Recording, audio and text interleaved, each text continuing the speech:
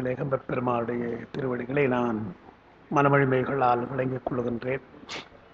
வணக்கத்திற்கும் போற்றுதற்குரிய சிவஞான அருள் அறக்கட்டளை நிறுவனர் அன்பிற்கிடையே ஞானமையா அவர்களே, என் அன்பிற்கும் மதிப்பிற்கும் உரிய சைவ நன்மணி புலவர் ஐயா அவர்களே, அன்பா அவர்களே, சிவனைய செல்வர்களே, தாய்மார்களே, உங்கள் அன்பிற்குடைய மனங்களிந்த வணக்கம். 10ஆம் திருமுறையாக இருக்கின்ற திருமந்திரம் என்ற ஒரு அரிய நூலை நாம் சிந்திப்பதற்கு திருவருளும் குருவருளும் நமக்கு கூட்டியிருக்கிறது. அது 2ஆம் தந்திரம் திருக்கோயில் குற்றம் என்பதிலே பெருங்குற்றமாக திருமூலர் கருதுவதை நாம் பார்த்து வருகிறோம். சைவர் என்று தகுதி பெறாத யாரும் பரார்த்த பூஜைக்கு உரியவர்கள் அல்லர் என்று அவர் சொல்கிறார். அதான் அடிப்படையாக அவர் சொல்றார். யாரை சைவர் என்று சொல்லலாம் என்பதற்கு ஒரு இலக்கணம் முதலே சொல்கிறார். சிவனை முழுமுதற் கடவுளாக கொள்ளுகின்றவர்கள், பிற தெய்வங்களை கனவிலும் கருதாதவர்கள்,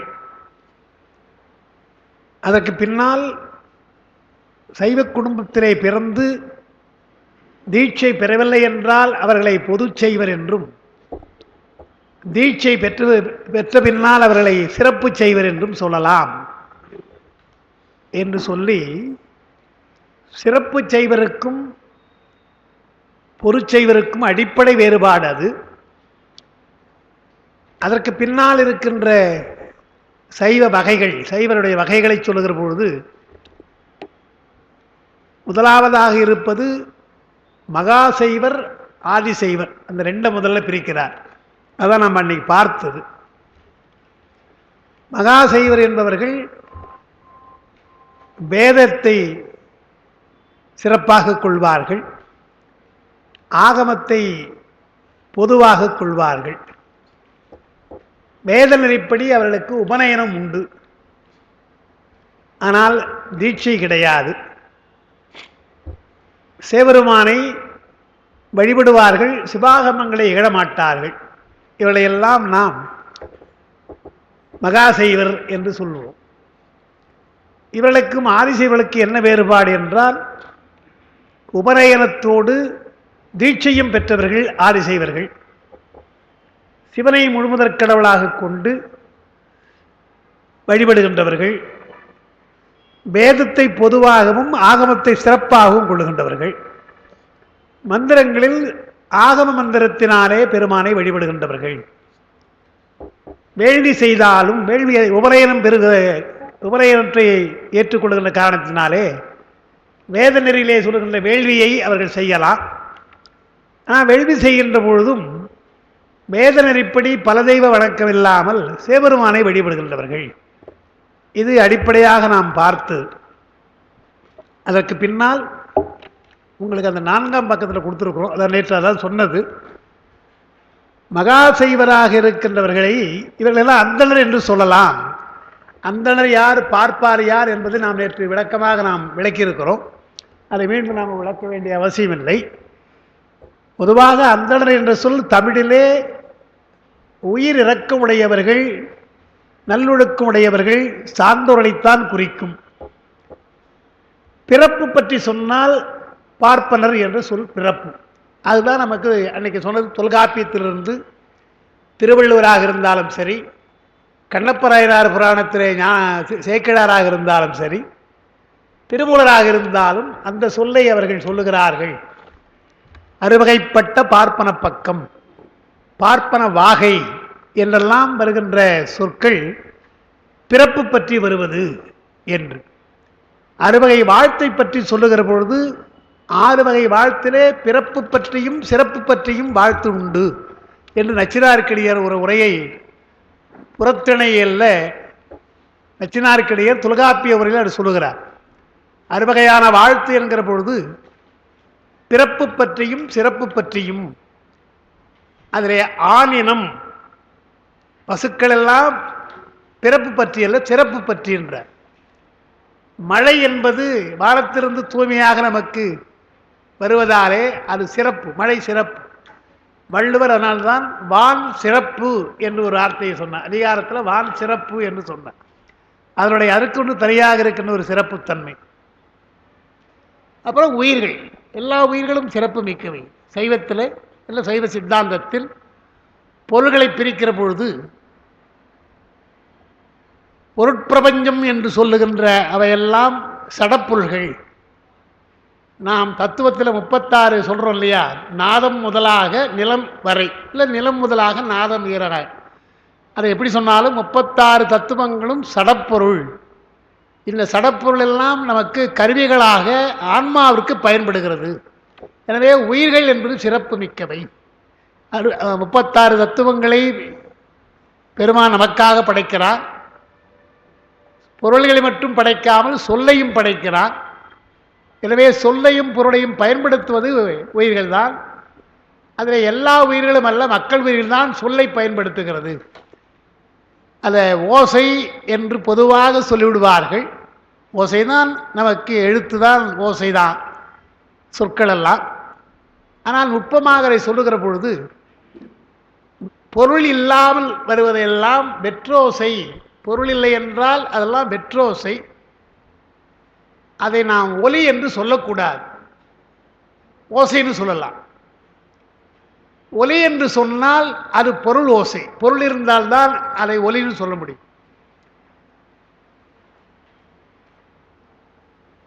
சின்ன பொருள் நான் பார்த்துருக்கேன், காஞ்சிபுரம்லாம் கூட இருந்திருக்குது, இப்போ கூட எங்கன்னா இருக்கலாம். திருப்பெருந்தாள் மடம், காசி மடம் என்ன பண்ணாங்க, சிவாலயங்களில் ஒரு மண்டபம் இருக்கும், அது சிவசிவ ஒலி மண்டபம் என்று போட்டிருப்பாங்க. அங்கே வாங்க, அங்கே வந்து இது மாதிரி சிறப்பாக ஏதாவது வகுப்புகள்லாம் நடக்கும், பேச்சு நடந்தால் அந்த மண்டபத்திற்கு சிவசிவ ஒலி மண்டபம் என்று இருக்கும். எனவே பொருள் இருந்தால் அது ஒலி, பொருள் அற்றதாக இருந்தால் அது ஓசை என்று இது முதலாவதாக சொல்லணும், முதல் இலக்கணம். அதற்கு பின்னால் மறுபடியும் போகிற பொழுது ஓசை என்பதை ரெண்டாக பிரிக்கிறோம். எழுத்தோசை, இசையோசை என்று ரெண்டாக பிரிக்கிறோம். எழுத்தோசை இசையோசைன்னு பிரிச்சுட்டோம்னா, ஒருவேளை அந்த ஓசையை எழுத்தோசை இசையோசைன்னு பிரிச்சுட்டா, எழுத்தோசைன்னு சொல்கிறோம் பாருங்க, அதுதான் ஒலி. இசையோசைன்னு சொல்கிறோம் இல்லையா, அதுதான் சொற்கள் எல்லாம், நமக்கு வருகின்ற சொற்கள் எல்லாம். எனவே எழுத்தோசை என்பது வெளிப்படாமல் இருக்கின்ற சூக்கும ஒலி, சூக்கும ஒலி தத்துவத்தில்.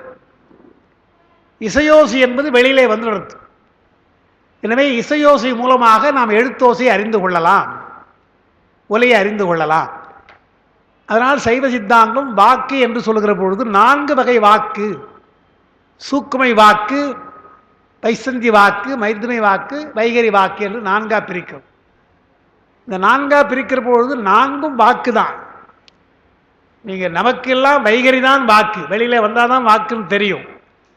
ஆனால் சைவ சித்தாந்தம் சூக்குமையே வாக்கு தான் என்றால் அது கேட்கின்றவர்களுக்கு கேட்கும், நமக்கு கேட்காது.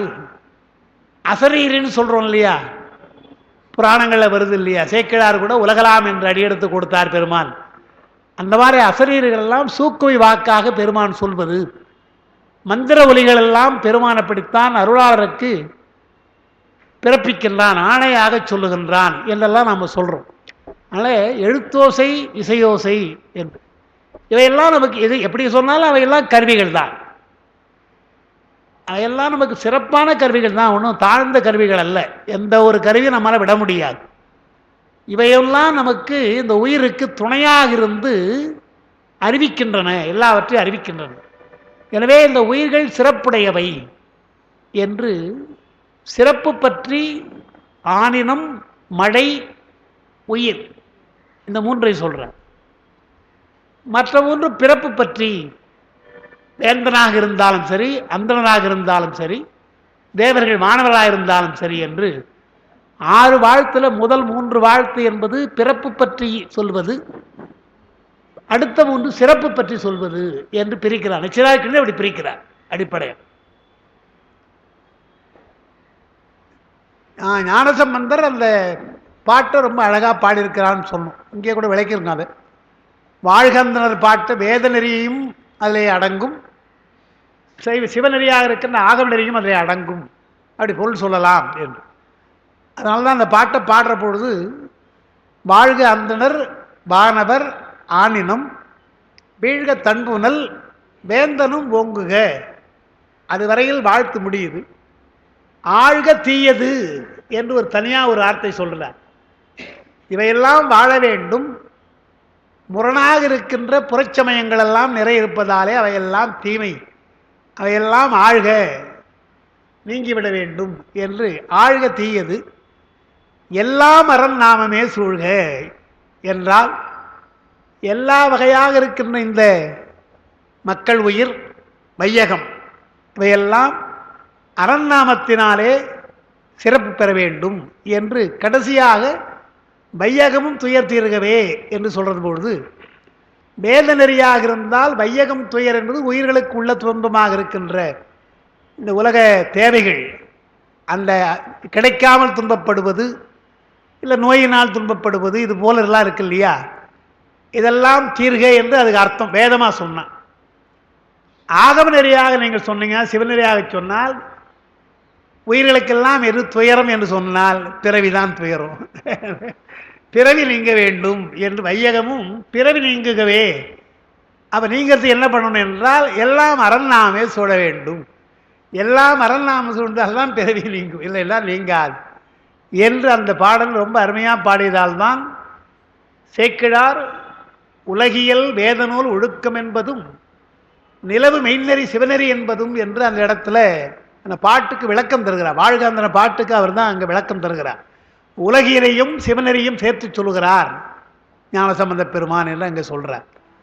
அதனால் இங்கே நாம் பார்த்தது அந்த பிறர் அறுவகை வாழ்த்து பார்த்தோம். அடுத்து நம்ம பார்த்தது மகா சைவ அந்தனர்.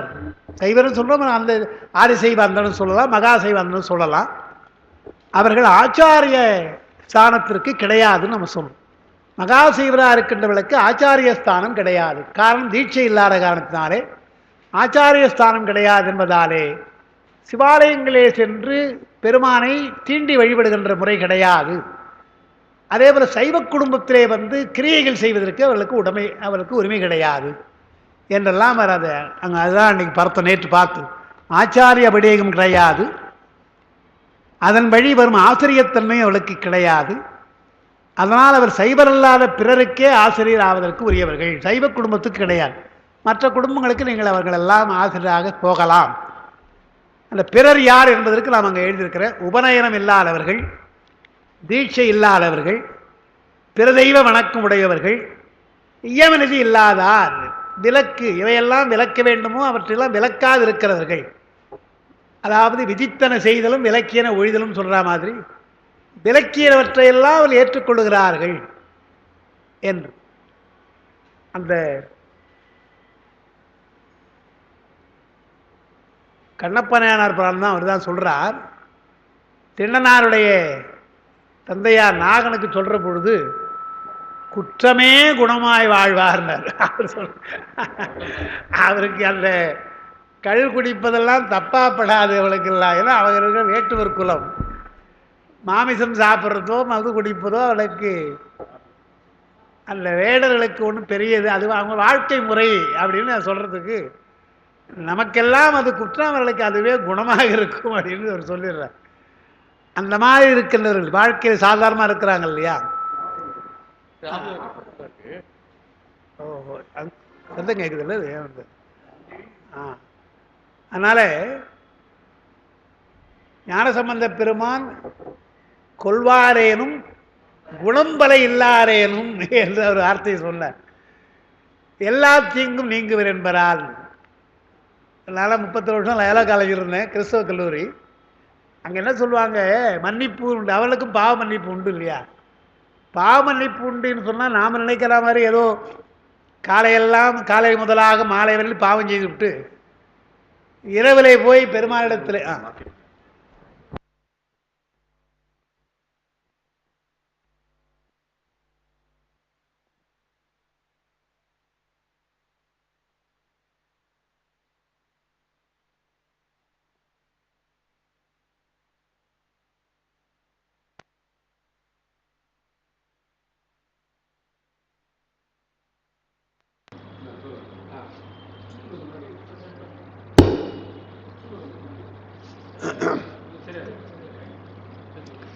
அல்ல, காலை முதலாக செய்கின்ற பாவங்களுக்கு இரவு நேரத்தில் போய் மன்னிப்பு கேடுறது அப்படி அல்ல.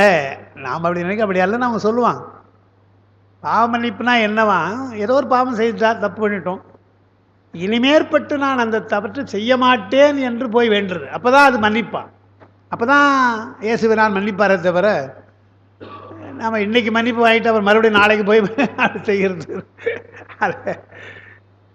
வள்ளியப்பா வந்து குழந்தைகளுக்காக ஒரு பாட்டு பண்ணார், மலரும் உள்ளம்னு. நாங்கள் சொல்லியிருக்கேன், நான் நியாயமாக பாடினார். ஞாயிற்றுக்கிழமை நகையை காணும், திங்கட்கிழமை திருடன் கிடைத்தான், செவ்வாய்க்கிழமை ஜெயிலுக்கு போனான், புதன்கிழமை புத்தி வந்தது, வியாழக்கிழமை விடுதலையானான், வெள்ளிக்கிழமை வீட்டுக்கு போனான், சனிக்கிழமை சாப்பிட்டு படுத்தான், முடிஞ்சு வச்சு இல்லையா. அப்புறம் ஒரு வரி எழுதார், அப்புறம் அவன் கதை யாருக்கு தெரியும். அப்புறம் அவன் கதை. ஏன்னா நான் சின்ன பொழுது அப்பா இதை வாங்கி கொடுப்பான், மலரும் உள்ளம் மலரும் மாலையும் கவிமணி தேசிய விழான்னு பட்டின்னு கொடுப்பான். குழந்தை யாருப்போ படி கொடுத்து, எங்கள் பெரியத்தான் அக்காவுக்கு கிருஷ்ணன் அவர் தான் இந்த கேட்பார், படிப்பேன். டேய் அது என்ன சொல்கிறா கடுது, அப்புறம் அவன்கிற யாருக்கு தெரியும், அது என்னடா சொல்லு அப்படின்னு. நமக்கு என்ன தெரியும், அப்புறம் அவன்கிற யாருக்கு தெரியும், நான் வேற ஒன்றும் இல்லைடா, மறுபடியும் ஞாயிற்றுக்கிழமை நகையை காணும், மறுபடியும் திருட போயிட்டான் அப்படின்னு வேடிக்கையாக சொல்வார். அதுதான் அவர் குறிப்பாக சொல்கிறார். அதுபோல் ஒரு தவறு செய்து மறுபடியும் திருந்தி மறுபடியும் போகிறதான்னா, தவறு செய்தால் மீண்டும் அந்த தவறு இல்லாமல் முற்ற அறவே நீங்குது. அதுதான், அதைத்தான் அவர் சொல்கிறார். கொல்லான் புலாலை மறுத்தானே ரெண்டும் சொல்கிறார், சேர்த்து சொல்கிறார் வள்ளுவர். கொல்லாமையும் வேண்டும், புலால் மறுத்தலும் வேண்டும். இந்த ஒரு சேர ரெண்டையும் ஏன் சொல்கிறாருன்னா, சமண பௌத்த ரெண்டுத்தையும் மறுக்கிறார் அவர். மறுக்க கொல்லான் புலாலை மறுத்தான் என்று சொன்னால், பௌத்தர்களுக்கு கொல்லாமை என்பது உண்டு, ஆனால் புலாலை சாப்பிடலான்றாங்க, புலால் சாப்பிடலான்றாங்க. அது பௌத்தர்களுக்கு பெரிய மறுப்பாக சொல்கிறார். சமணர்களுக்கு மறுப்பு தான் அங்கே சொல்கிறார், புறந்தூய்மை நீரால் அமையும்ன்றார். அங்கே சொல்கிறது சமண மறுப்பு. அங்கங்கே அப்படி இப்படி ஒன்று சொல்லிகிட்டே போவார் இல்லையா, பொதுவாக சொல்கிற மாதிரி இருக்கும். பார்த்தால் சும்மாவை சொல்லுவார், அதெல்லாம் அவ்வளோ பெரிய நூலில் வந்து சும்மா சொல்லுவாரா, பெரிய விஷயத்தை ரொம்ப எளிமையாக அவர் சொல்லிகிட்டே போகிறார். புறந்தூய்மை நீரால் அமையும்னா அதை வள்ளுவர் பரிவேலுக்கு புரிந்து கொண்டு, இதனால் துறவிகளுக்கு புறந்தூய்மையும் வேண்டப்பட்டது அப்படின்னு அவர் இன்னொரு ஊசி ஏற்றுவார். அப்படின்னா என்ன அர்த்தம், சமணர்கள் குடிக்கிறது கிடையாது, பல் விளக்கிறது கிடையாது, ஊத்தவாய் சமணர்னு சொல்கிறவன், துறவிகளாக இருந்தால் அவர்களும் குளிக்கணும். நம்முடைய தமிழ் புறப்புறன் மாலையெல்லாம் நீங்கள் பார்த்தீங்கன்னா, ஏன் தொல்காப்பியத்தில் கூட குறிப்பாக இருக்கும், அதெல்லாம் நீர் பலகால் மூழ்கல்னு இருக்கும். நீரில் பலகால் மூழ்கல், இதில் நம்ம காலை மாலை சொல்கிறோம் இல்லையா, அது நம்ம சில பேர் காலையோடு முடிச்சுக்குவோம், மாலை கூட இல்லை, காலை மாலை. நீரில் பலகால் மூழ்குதல் அதுதான் துறவிகளுக்குன்றார். அது சொல்லிட்டு என்ன சொல்கிறார், நீரில் பலகால் மூழ்குதல் என்ற அந்த ஒழுக்கம் இருக்கு இல்லையா, அந்த விதி, அதை எப்படியா பனிக்காலத்திலும் மழைக்காலத்திலும் நீரில் பலகால் மூழ்கல்றார். வெயில் காலம் நாம் கூட முழுவோம், அப்படியே ஒரு படுத்து அப்படியே கிடந்தோம். வெயில் காலத்தில் குடிச்சிடலாம், 2 தடவை 3 தடவை குடிக்கணும். துறவிகளுக்கு வெயிலுக்கு படையெல்லாம் கிடையாது, மழைக்காலமாக இருந்தான்னா பனிக்காலமாக இருந்தாலும் நீரில் பலகால் மூழ்க வேண்டும் என்று சொல்கிறாங்க. அந்த மாதிரி இந்த கொல்வாரேனும் குணம்பல இல்லாரேனும் எல்லா தீங்கையும் என்றால், எப்பொழுது இந்த சைவத்துக்கு வரீங்களோ அப்போ அதெல்லாம் நீங்கணும். இருந்திருக்கலாம், முன்ன அந்த தவறு செய்திருக்கலாம். நீங்கள் இந்த கொல்லான் என்பதை கொலையை சொல்லுறவர், கொல்லான் என்பதை இந்த ஊன் தான் சொல்கிறார், மாமிசத்துக்கு தான் சொல்கிறார். கொல்லான் என்றால் ஊன் உண்பதாலே அவர்கள் கொல்லுகிறார்கள் மற்றவர்கள், அதற்கு நீ காரணமாக இருக்கிறாய் அல்லவா என்று கொல்லான். அப்படி புலால் உண்ணாதவன் நேராக சொல்லாத கொல்லான் என்று சொன்ன, கொல்வதற்கு காரணமாக இருக்கின்றான் அல்லவா என்று. எல்லா தீங்கையும் இன்னும் குணம் பல எத்தனையோ குற்றங்கள்லாம் இருக்கிறது, அவையெல்லாம் நீங்குவார்கள். அதுதான் இங்கே சொல்கிறார். ஆச்சாரிய ஸ்தானத்தில் இயம விதி இல்லாதவர்கள், இயமம் என்றால் விலக்குதல் அர்த்தம், நீக்குதல் அர்த்தம். நியமம் என்றால் விதித்தல், இயமம் என்றால் விலக்குதல். இயம விதி இல்லாதார், அவளுக்கு அந்த விதி விலக்கு இருக்குது, அதை பற்றி கவலைப்படாமல் அதே நெறியிலே அது நியமமாகவே இருப்பார்கள். அவளுக்கெல்லாம் ஆதிசைவர்களாக இருக்கின்றவர்கள் போய் ஆச்சாரிய ஸ்தானத்தை, அபிஷேக ஸ்தானத்தில் இருக்கிறவர்கள் தீட்சையும் செய்யக்கூடாது, வீட்டிலே சென்று கிரியை செய்யக்கூடாதுன்னு. அப்புறம் நேற்று தில்லை அந்தனுக்கு நாம் பார்த்தோம். தில்லை அந்தனுக்கு பார்க்குற பொழுது அந்த உங்களுக்கு எழுதிக்கிறது பெரும்பாலும் சேக்கிழாருடைய தில்லைவாழ்ந்தன புராணத்தை வைத்து தான் நம்ம அவர் சொன்னதான் எழுதியிருக்கிறேன். அப்படியே தனியாக தில்லைவாழ்ந்தனுக்கு அடியாருக்கு அடியேன்னு சொன்ன உடனே சேக்கிழார் என்ன செய்கிறார், பெரிய புராணத்தில் 2 பாட்டு பாடுறார் இல்லையா, ஆதியும் நடுவுமாகி அளவிலா அளவுமாகி என்ற பாட்டையும் பாடுறார், கற்பனை கடந்த சோதி என்றும் அவர் பாடுறார். இந்த ரெண்டும் சொல்கிற பொழுது அந்த ஆதியும் நடுவுமாகி என்ற பாட்டில் போதியா நின்ற தில்லை வேதியா, அது வேதியா ஏகமாகி பெண்ணோட ஆணுமாகின்னு சொல்லிட்டு போதியா நிற்கும் தில்லை பொதுநடம் அங்கே சொல்றார். கடைசி பாட்டில் போதியா நிற்கும் தில்லை பொதுநடம் என்று பெருமான் தடத்து லட்சணமாக அங்கே அருள்வெளியில் ஆடுவதை இங்கே காட்டுகிறான் என்பதற்காக அந்த முதல் பாட்டு அப்படி பாடினார். அது உண்மை வழக்கில் அப்படி வருகின்றது இல்லையா, அப்படி தில்லை பொதுநடம். அதுக்கடுத்து கற்பனை கடந்த சோதி என்பது சிற்பரவியோமம்ன்றார், அது சிதாகாசம் என்கின்ற அருள்வெளின்றார். அப்படி 2ஆ பிரித்து பாடுறார். தில்லை நடம் என்றால் அவரை வைத்துக் கொள்ளணும். திருமந்திரத்தில் நம்ம படிக்க போகும் பின்னால் அதெல்லாம் தில்லைக்கூத்து என்றே வரும் முதல்ல, அப்புறம் பொன் திருக்கூத்து, ஆமாம் பொற்பதிக்கூத்து, சிவானந்த கூத்து, சுந்தர கூத்து என்றெல்லாம் வரிசையாக அந்த கூத்துக்களுடைய வகையெல்லாம் அதில் வரும். அதெல்லாம் சுருக்கமாக சேக்கிழார் 2ஆ சொல்லிட்டார். சிற்பரவியோமம் தில்லை பொதுநடம் என்று சொன்னான்னு பார்க்கும். அங்கே அந்த அந்த அந்தணர் புராணத்தை சொல்கிற பொழுது தான் இதெல்லாம் சொல்கிறார். அவர்களெல்லாம் அகம்படிமை தொழில் புரிகின்றவர்கள், அணுக்கத் தொண்டராக இருக்கின்றவர்கள். பெருமானுக்கு நாம் தொண்டு செய்கிற பொழுது புறம்படிமை அகம்படிமை என்று 2ஆ இருக்கிறது. புறம்பு அடிமை என்று சொன்னால் புறத்திலே சிவாலயத்துறை திரு அலகிடுதல், மெழுக்கிடுதல், பூக்கொய்தல், பூமாலை கட்டித்தருதல், இவையெல்லாம் புறத்திலே செய்வது. அதுக்கும் சில தகுதிகள் வேண்டும், சும்மா போய் செய்ய முடியாது, அது வரும் சொல்கிறாரு.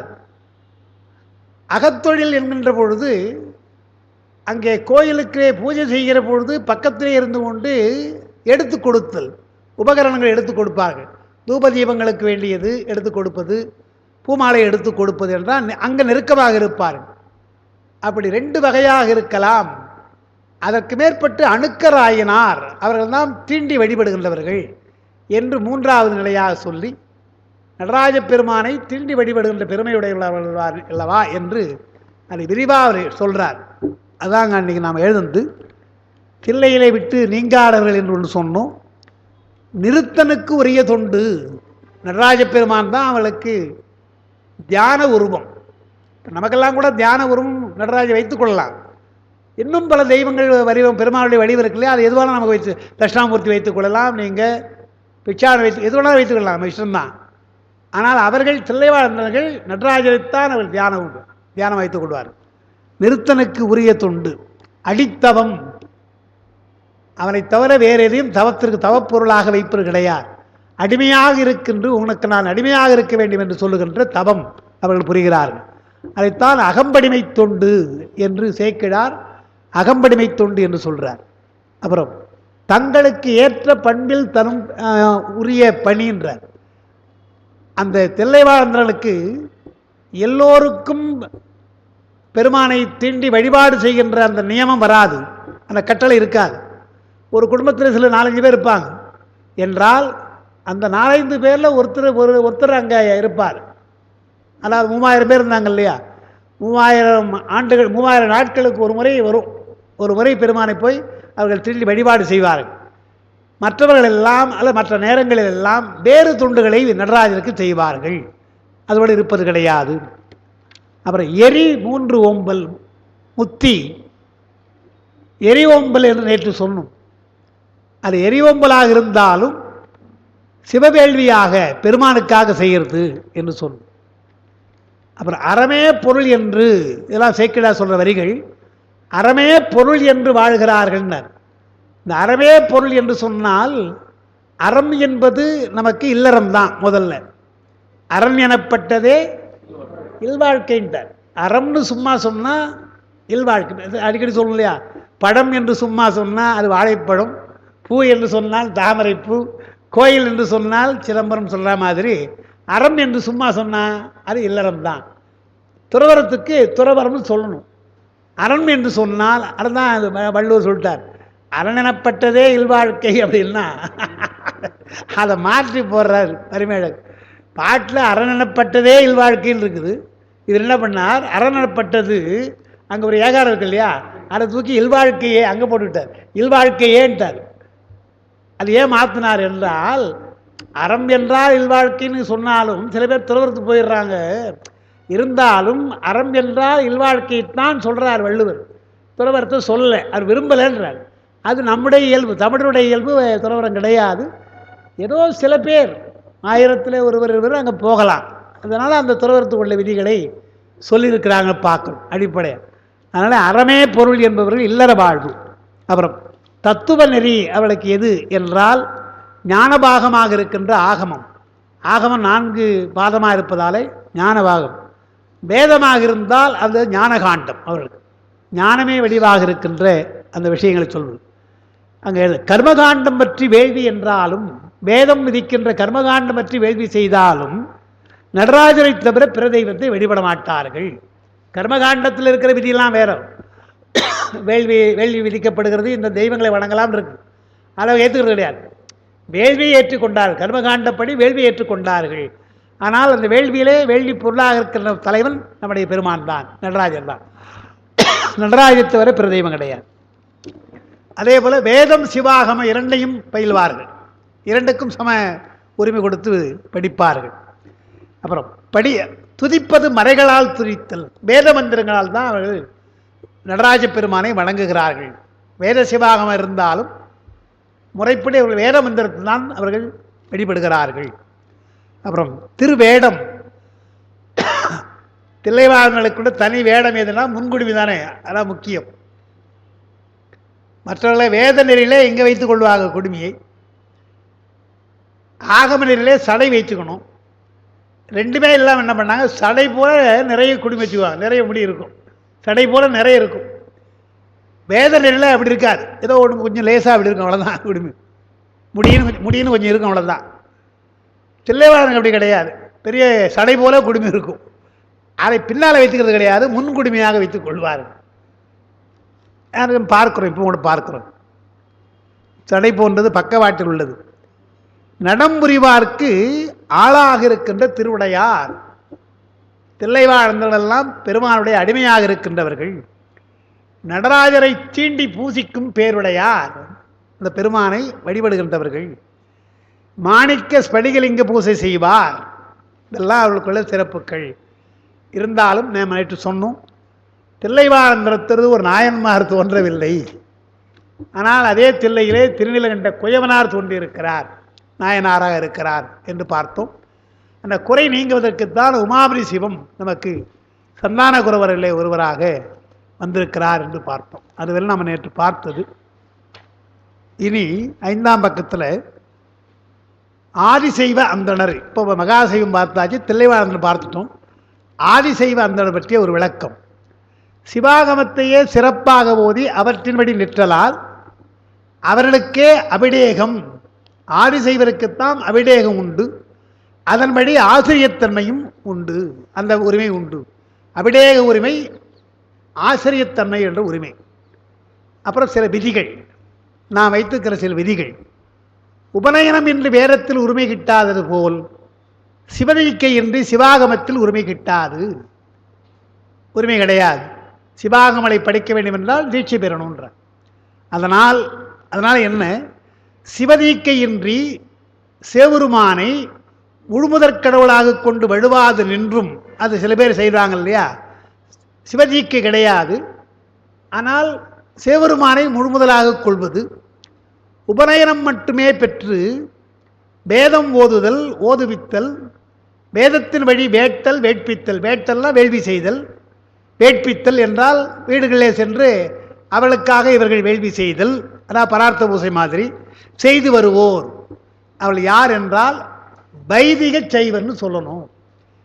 சைவரில் வைதிக சைவர் யாவர். அப்போ அவங்க யார் என்றால் சிவதீக்கை கிடையாது, உபநயனம் இருக்கும். சிவதீக்கை இல்லாமல் உபநயனம் இருக்கும்.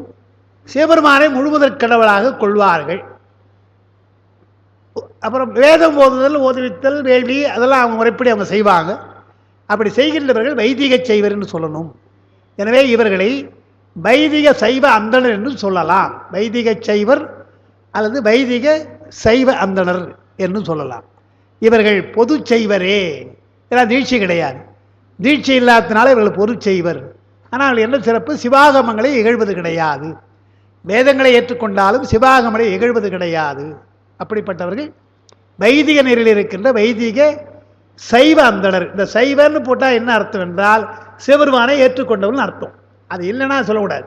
அதுக்காக இப்போ வைதிக பிராமணன் நாம் சொல்கிறோம், வைதிக சைவ அந்தணன் நாம் சொல்கிற மாதிரி வைதிக பிராமணன் சொல்கிறேன்.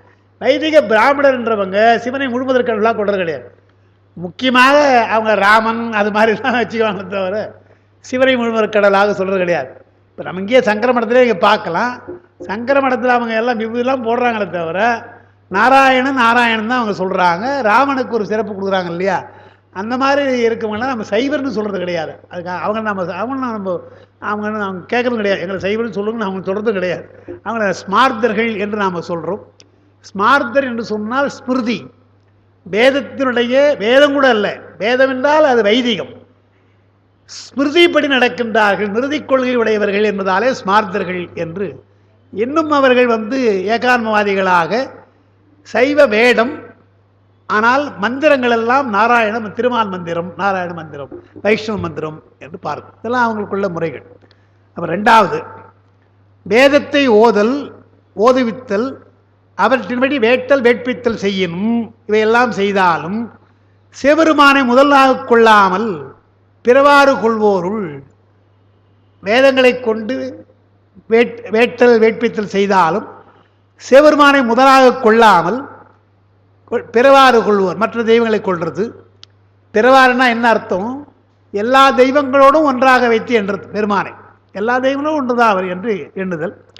சிவாகமங்களையும் அவற்றின் வழி தீக்கை முதலியவற்றையும் இகழ்வோர். தீட்சை வேண்டாம், இகழ்வோர்னா அதை வேண்டான்னு ஒதுக்கிடுவாங்க. சிவாகமங்கள் சிறந்ததல்ல. இன்னைக்கு சிவஞான போதும் பாஷ்யத்தை படித்தோம்னா முதல்ல அவர் எழுதுகிறார் சிவஞான முனிவர் ஒரு பகுதி, சைவ ஆகம பிரமாணியம் என்று வரும். சைவாகம பிரமாணியம் என்றால் என்ன பண்ணுறாங்க, வேதத்தை ஏற்றுக்கொண்ட ஒரு குரூப், ஒரு குழு, அவன் என்ன பண்ணுறாங்க, ஆகமங்கள் பிரமாணமே அல்லன்ட்டாங்க. வேதம் மட்டுமே பிரமாணம், ஆகமம் பிரமாணம் அல்ல என்று ஒரு வாதம். அது இன்றளவும் இருக்குது. அதைத்தான் அவங்க சொல்கிறாங்க. சிவாகமங்களை இகழ்வோர், வேதத்தை உயர்த்தி எண்ணுகின்றவர்கள், ஆகமங்களை இகழ்வாக இழிவாக கருதுகின்றவர்கள், அவர்களெல்லாம் யார் என்றார், ஒருவார்த்தானும் சைவர் என்று சொல்லக்கூடாதவர்களை, சிவாகமங்களை இகழ்கின்றவர்களை சைவர்னு சொல்லக்கூடாது என்று சொல்லிட்டு அவர் அந்தணர் ஆவதும் இல்லை என்ற கருத்தினால் நம்மை பொறுத்தவரையில் அவர்கள் துர்பிராமணர். அவர்களெல்லாம் வேதங்களை கற்றுக்கொண்டு சிவாகமங்களை இகழ்ந்தார். அதுதான் அவர் சொல்றார். சைவாக பிரமாணி நீ படிச்சீங்கன்னா அதில் வரும். அதில் என்ன வருதுன்னு சொன்னால், முக்கியமாக விரிவாக விளக்கம் இருக்குது. அதில் சொல்கிற பொழுது வேதம் என்பது அனாதி. அவங்க சொல்கிறது, வேதத்தை சிறப்பாக சொல்கிறவங்க, வேதம் ஒருவரால் தோற்றுவிக்கப்படவில்லை, அது அனாதி. எப்படி பதிபசு பாசம் அனாதின்னு சொல்கிறோமோ அதுபோல் வேதம் அனாதி என்று அவங்க சொல்கிறாங்க. வேதம் அனாதின்னு சொல்கிறது என்ன காரணம் என்றால், அவர்கள் கடவுளை ஏற்றுக்கொள்வது கிடையாது. கடவுளை ஏற்றுக்கொண்டால் நாம் கடவுள் சார்ந்த செய்தால் நம்ம சொல்கிறோம் இல்லையா, அவங்க அதை ஒத்துக்க மாட்டாங்க. எனவே வேதம் அனாதி என்று சொல்லிட்டு ஒருவராலும் அது செய்யப்படவில்லை. அதை எப்படி அவங்க சொல்கிறாங்க? ஒரு புருஷனாலும் செய்யப்படுவதில்லை. எனவே அது அபௌருஷேயம், வேதம் அபௌருஷேயம் என்று ஒரு வார்த்தை சொல்கிறாங்க. ஒருவராலும் செய்யப்படவில்லைன்னு சொல்கிறது என்ன காரணம் என்றால், உங்களுக்கு நான் சொல்லியிருக்கேன், யாதும் ஊரே யாவரும் கேளீர் என்ற சிறந்த பாட்டில் அது நல்ல வரி தான். யாதும் ஊரே யாவரும் கேளீர் நமக்கெல்லாம் கூட உடன்பாடு தான். அடுத்த வரி இருக்கு இல்லையா, தீதும் நன்றும் பிறந்தரவாரா, அது நேரடியாக சைவத்துக்கு எதிர்ப்பாக சொல்கிறது. தீதும் நன்றும் பிறர்தர வாரான்னு சொன்னால் அவன் என்ன சொல்கிறான், உனக்கு நன்மையோ தீமையோ மற்றவன் தர வேண்டிய அவசியம் இல்லைன்றான். அவன் யாரை பிறர்ன்றான்னு சொன்னால், யாரை பிறர்ன்னு சொல்கிறான்னா கடவுளை தான் சொல்கிறான், பெருமாள் தான் சொல்கிறான். நாம் என்ன சொல்கிறோம், இறைவன் வினை வழியிலே உங்களை செலுத்துகிறான், நல்வினையோ தீவினையோ அவன்தான் தருகிறான் நாம் சொல்கிறோம் இல்லையா, அதான் மறுக்கிறான். பாட்டில் மறுப்பா தெரியாது. பார்த்தீங்கன்னா தீதும் நன்று நீதாம்பா செய்த உன்னுடையதான் என்றால் நீ செய்தாய், நீ அனுபவிக்கிற. இதுக்கு யார் ஒருத்தவங்க கூட இடையில வேண்டியதில்லை என்பது போல அவங்க மறுக்கிறாங்க இல்லையா. அதுபோலத்தான் இங்கே ஆகமங்களை வேதத்தை சொல்கிற பொழுது வேதம் அனாதி என்று சொன்னால், வேதமோடு ஏன் திருமந்திரை சொல்றாரு, வேதமோடு ஆகமும் மெய்யாம் இறைவன் நூல்னர், வேதத்தை சேர்த்துக்கிட்டார். வேதமோடு ஆகமம் மெய்யாம் இறைவன் நூல். நம்முடைய கொள்கைப்படி வேதத்தை ஆகமத்தையும் இறைவன் படைத்திருக்கிறான் என்று அங்கே வருது. அதெல்லாம் அவன் என்ன கேட்குறான், ஏன் 2 நூல் படைக்கணும்னு கேட்குறான்.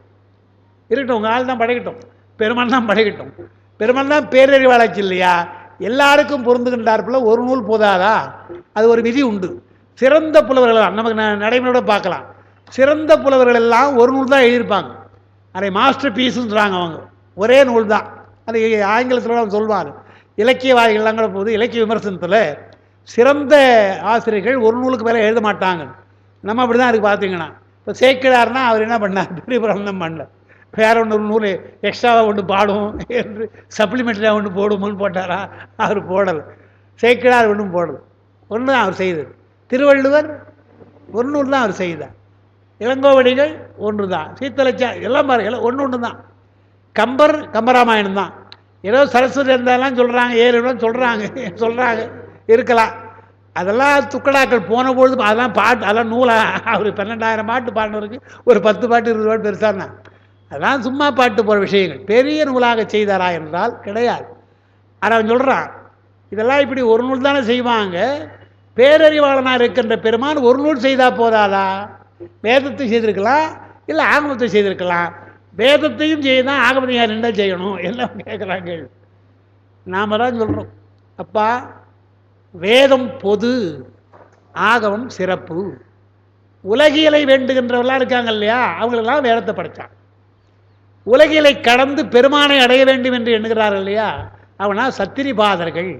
எனவே சத்திரிபாதராக இருக்கின்றவர்களுக்கெல்லாம் ஆகமங்களை படைத்தான். உலகத்திலே இருந்து வாழ வேண்டும் என்று சொன்னால் அவர்களுக்கெல்லாம் பொதுவாக வேதத்தை படைத்தான். நீதியினால் உலகவர்க்கும் சத்தினி பாதர்க்கும் நிகழ்த்தியது அரும் சிறப்பு நூலான்றார். அரும் சைவ நூல் ஆகமம், அது நீதியினால் சத்திரி பாதருக்கு நிகழ்த்தியது. அது பொதுவானது, உலகருக்கு. அது உலகர்ன்றார். உலகர் உலக மக்களுக்காக, உலகியலுக்காக, அருளியலுக்கு இதுன்றார்.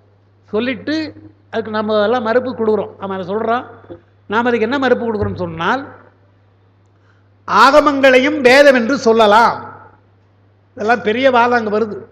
அவன் சைவ ஆகமத்தை எழுதி மறுக்கிறதுனால நம்ம சொல்ல வேண்டியதாரு, நீங்கள் வேதத்தை சொல்கிறீங்க இல்லையா, நாங்கள் ஆகமத்தை வேதம்னு சொல்லலான்றோம்.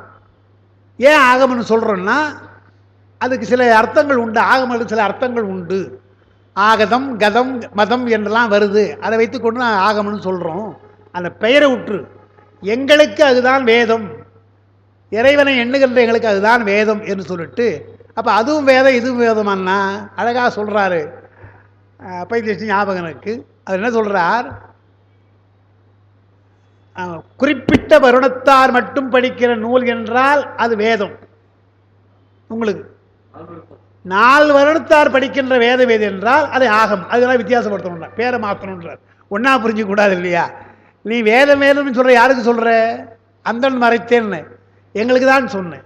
எனவே அந்தணனுக்கு மட்டுமே உள்ளது நீங்கள் வேதம் சொல்லிக்குங்க. எல்லா வருடத்தாலும் படிப்பது வேதம் சொன்னால் குழப்பம் வரும். எனவே நான் ஆகமம்னு சொல்கிறோம். எங்களை பொறுத்து அது வேதம் தான் என்று இப்படி தான் சொல்லிட்டு அதுக்கப்புறம் பெரிய விளக்கெல்லாம் வருது. வேதம் என்று சொன்னால் அனாதின்னு சொல்கிறையே, அது சொல் வடிவாக தானே இருக்குது. அது எழுத்து வடிவாக விட்டு பின்னால் எழுதலாம். எழுதாக்கிழவின்னு சொல்லிட்டு சொல் வடிவாக தானே சொல்கிற. சிக்ஷை, அதுக்கு வியாகரணம் இதெல்லாம் இருக்கு இல்லையா. சொல் வடிவாக இருப்பதென்றால் சொல் என்றால் தோன்றி நின்று அழிவது தானே. தோன்றி நின்று அழி சொல் சடப்பொருள் தானே. தோன்றி நின்று அழிவது தானே. தோன்றி நின்று அழிகின்ற ஒன்றை வேதத்தை போய் அனாதின்னு இப்படி சொல்லலாம் நீ என்று இதெல்லாம் நம்ம மறுப்பு சொல்கிறோம். அதான் இங்கே சொல்கிறார். அவங்கெல்லாம் யார் என்றால் துர்பிராமணர் சொல்லிடணும். அவங்கெல்லாம் அந்தணனே சொல்லக்கூடாது, சைவனே சொல்லக்கூடாது.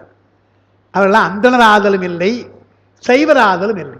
சிவாகமங்களை இகழ்வதால் அவர்கள் தீட்சை இல்லாத காலத்தினாலே அவர்கள் சைவர் அல்ல, அந்தணர் ஆவதும் கிடையாது. ஒன்று பெரிய நூலை, இறைவனுடைய நூலை இகழ்கிறார்கள் அல்லவா, எனவே அந்தணர் ஆவதும் இல்லை. அப்புறம் மூன்றாவது அப்ராமணர். துர்பிராமணர் இவங்கள்லாம். அப்ராமணர் யார் என்றார், பிறப்பு மாத்திரத்தில் பிறப்பிலே அவர்கள் மகாசைவ அந்தணர். பிறப்பில் இருப்பாங்க. பிறப்பிலே மகாசைவ அந்தணர் ஆதிசைவ அந்தணர் என பிறந்து அவற்றுக்குரிய நெறியில் நில்லாதார் அப்ராமணர். அந்த குலத்திலே பிறந்திருக்கிறார். ஆதிசைவ குலத்திலே பிறந்திருக்கலாம், இல்லை மகாசைவர்கள் குலத்திலே பிறந்திருக்கலாம். அந்த நெறி இல்லை என்று சொன்னால் அவர்களை அப்ராமணர்னு சொல்லணும்ன்றார். அத்வைதம் என்ற அந்த சொல்லை விளக்கிற பொழுது இதை சொல்லுவாங்க. அப்ராமணர் என்ற சொல் என்ன என்றால், இந்த ஆ இருக்கு இல்லையா, ஆ என்ற எழுத்து, அதை எதிர்மறையாக சொல்லலாம், மறுதலையாக சொல்லலாம். அதான் இன்மை, அண்மை, மறுதலை மூன்றாக சொல்லலாம். அந்த ஆ என்பது வடமொழியில் வந்தா அதுக்கு நாம் சொல்கிற பொழுது பிரகாசம் என்றால் ஒளி, அப்பிரகாசம் என்றால் ஒளி இன்மை, அது இன்மையை குடிக்குதுன்னு சொல்லிட்டோம். தர்மம் என்றால் அறநெறி, அதர்மம் என்றால் அதற்கு மறுதலையாக இருப்பது, எனவே அதர்மம் என்று சொல்கிறோம். அதே மாதிரி அண்மையாக சொல்கிற பொழுது பிராமணர் சொல்கிறோம். ஆனால் பிராமண குலத்திலே பிறந்தாலும் அந்த நெறியில இல்லாதனால அப்ராமணர். பிராமணன் தான், ஆனால் அவர்களை அப்ராமணர்னு சொல்கிறோம் என்று சொன்னால் அவன் அல்ல, பிராமணர் அல்ல. அந்த குலத்தில் பிறந்தான்ப்பா, ஆனால் எந்த ஒழுக்கம் இல்லாமல் போய் எப்படி பிராமணன் சொல்கிறது, அவன் அல்ல என்று சொல்கிறது. அதான் அதான் அப்ராமணன்ற. அவளை அப்ராமணன் என்று சொல்ல வேண்டும். இனி இனி புறத்தே சிவவேடம் புனைந்தும் சிவபெருமானை முதற்கடவுளாக கொண்டு சிறப்பு வகையால் அன்பு செய்யாதவரும், அதான் செய்யாத அந்தணரும் அப்ராமணரே ஆவர். அடுத்து சொன்னார், புறத்தே சிவவேடம், சிவசின்னங்களை அணிந்து கொண்டு திருநீர் உத்ராட்சலாம் போட்டுக்கிட்டு சிவபெருமானை சிறப்பு வகையால் அன்பு செய்யாதார். உள்ளத்தில் அவங்களுக்கு அன்பு கிடையாது. வெளியில் ஒன்றா பூஜை பண்ணோம் நமக்காக, உள்ளத்திலே அன்பு இல்லை என்று சொன்னால் கபட வேடம் தான். அது கபட வேடம் முடிந்து கொண்டு கோயில் பூஜை செய்தால் அது அவங்களாம் அப்ராமணராக சேர்க்க வேண்டும் என்று இதெல்லாம் அந்த திருமூலர் சொல்கிற விஷயம். அதில் தான் அன்றைக்கி நாம் பார்த்தது. இது ஒரு பகுதி. இதுக்கு அடுத்தது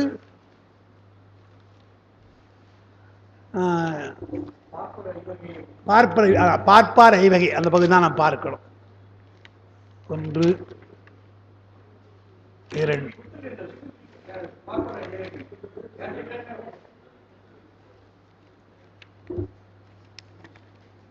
அதான்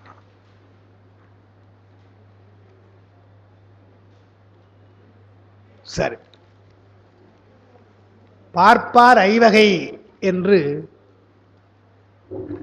இப்போ நாம் சொன்னோம் இல்லையா, மகா சைவர் ஆதி சைவர்னு சொன்னோம் இல்லையா, வைதிக சைவர்னு, அதுதான் அங்கே சொல்கிறாங்க. அதுக்கு கூட ஒரு பார்ப்பார்னு போட்டுக்கொன்ற.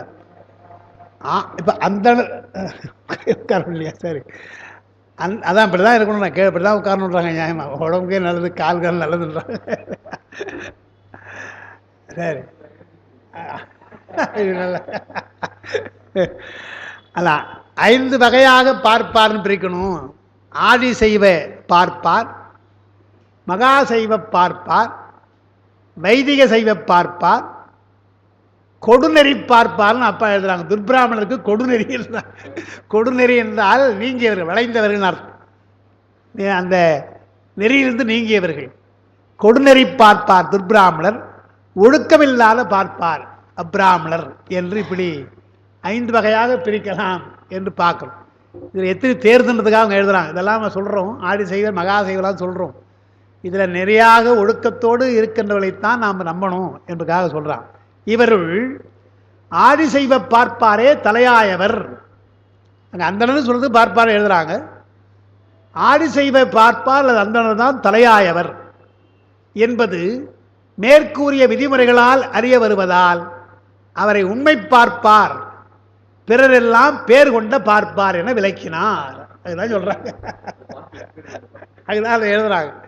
அங்க பேர் கொண்ட பார்ப்பான்னு பாட்டில் இருக்கிறதுனால ஆதிசைவ அந்தனர் மகாசைவ அந்தனர் சொன்னால் புரியாத போதுன்றதுக்காக ஆதிசைவ பார்ப்பார் மகாசைவ பார்ப்பார் வரிசையாக எல்லாரும் சொல்லிட்டு இதில் முன்ன சொன்னதில் இதில் யார் நம்ம தேடுறாங்க, நமக்கு சைவத்துக்கு யார் தேடுறாங்கன்னா வேதத்தை உடன்பட்டு சிவாகமத்தை உடன்பட்டு தீட்சை பெற்று அதே சமயத்தில் ஆச்சாரிய தன்மை ஆசிரியத்தன்மை பெற்று சிவனை முழுமுதற் கடவுளாக கொண்டு ஆன்மார்த்த பூஜை அவர்கள் செய்து கொண்டு நமக்காக பரார்த்த பூஜை செய்து கொண்டு இருந்தால் இப்படி இருக்கின்றவர்கள்தான் எந்த விதமான குற்றமும் இல்லாத ஆதிசைவ பார்ப்பா. அவங்க தான் தலையாயர்.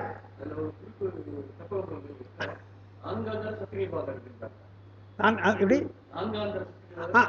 ஆமா, அது அதான் நான் அவங்க எப்படின்னு சொன்ன அதான் அதை சொல்வார். அதாவது அவங்க எல்லா நிலையும் வந்துட பொழுது மந்ததரம் மந்தம் தீவிரம் தீவிரதரம் என்ற பொழுது சத்திரிபாத அருள் நிகழ்ச்சியிலே அவர்களெல்லாம் சத்திரிபாத நிலையில் இருப்பவர்கள், உயர்ந்த நிலையை சிவனை தவிர வேறு யாரையும் வழிபடாதவர்கள், மறந்தும் கூட பிரதெய்வத்தை வணங்காதவர்கள் என்று இந்த கொள்கையெல்லாம் வந்தால் அவர்களை நாம் ஏற்றுக்கொள்ளலாம். அவர்கள் தான் தலையாயவர்கள். இந்த இலக்கணம் மேற்கூறிய விதிமுறைகளை பார்த்த இதில் யார், இந்த தகுதியில் யார் அடங்குகிறார் என்றால் இந்த 5 பேரில் அவங்க தான்.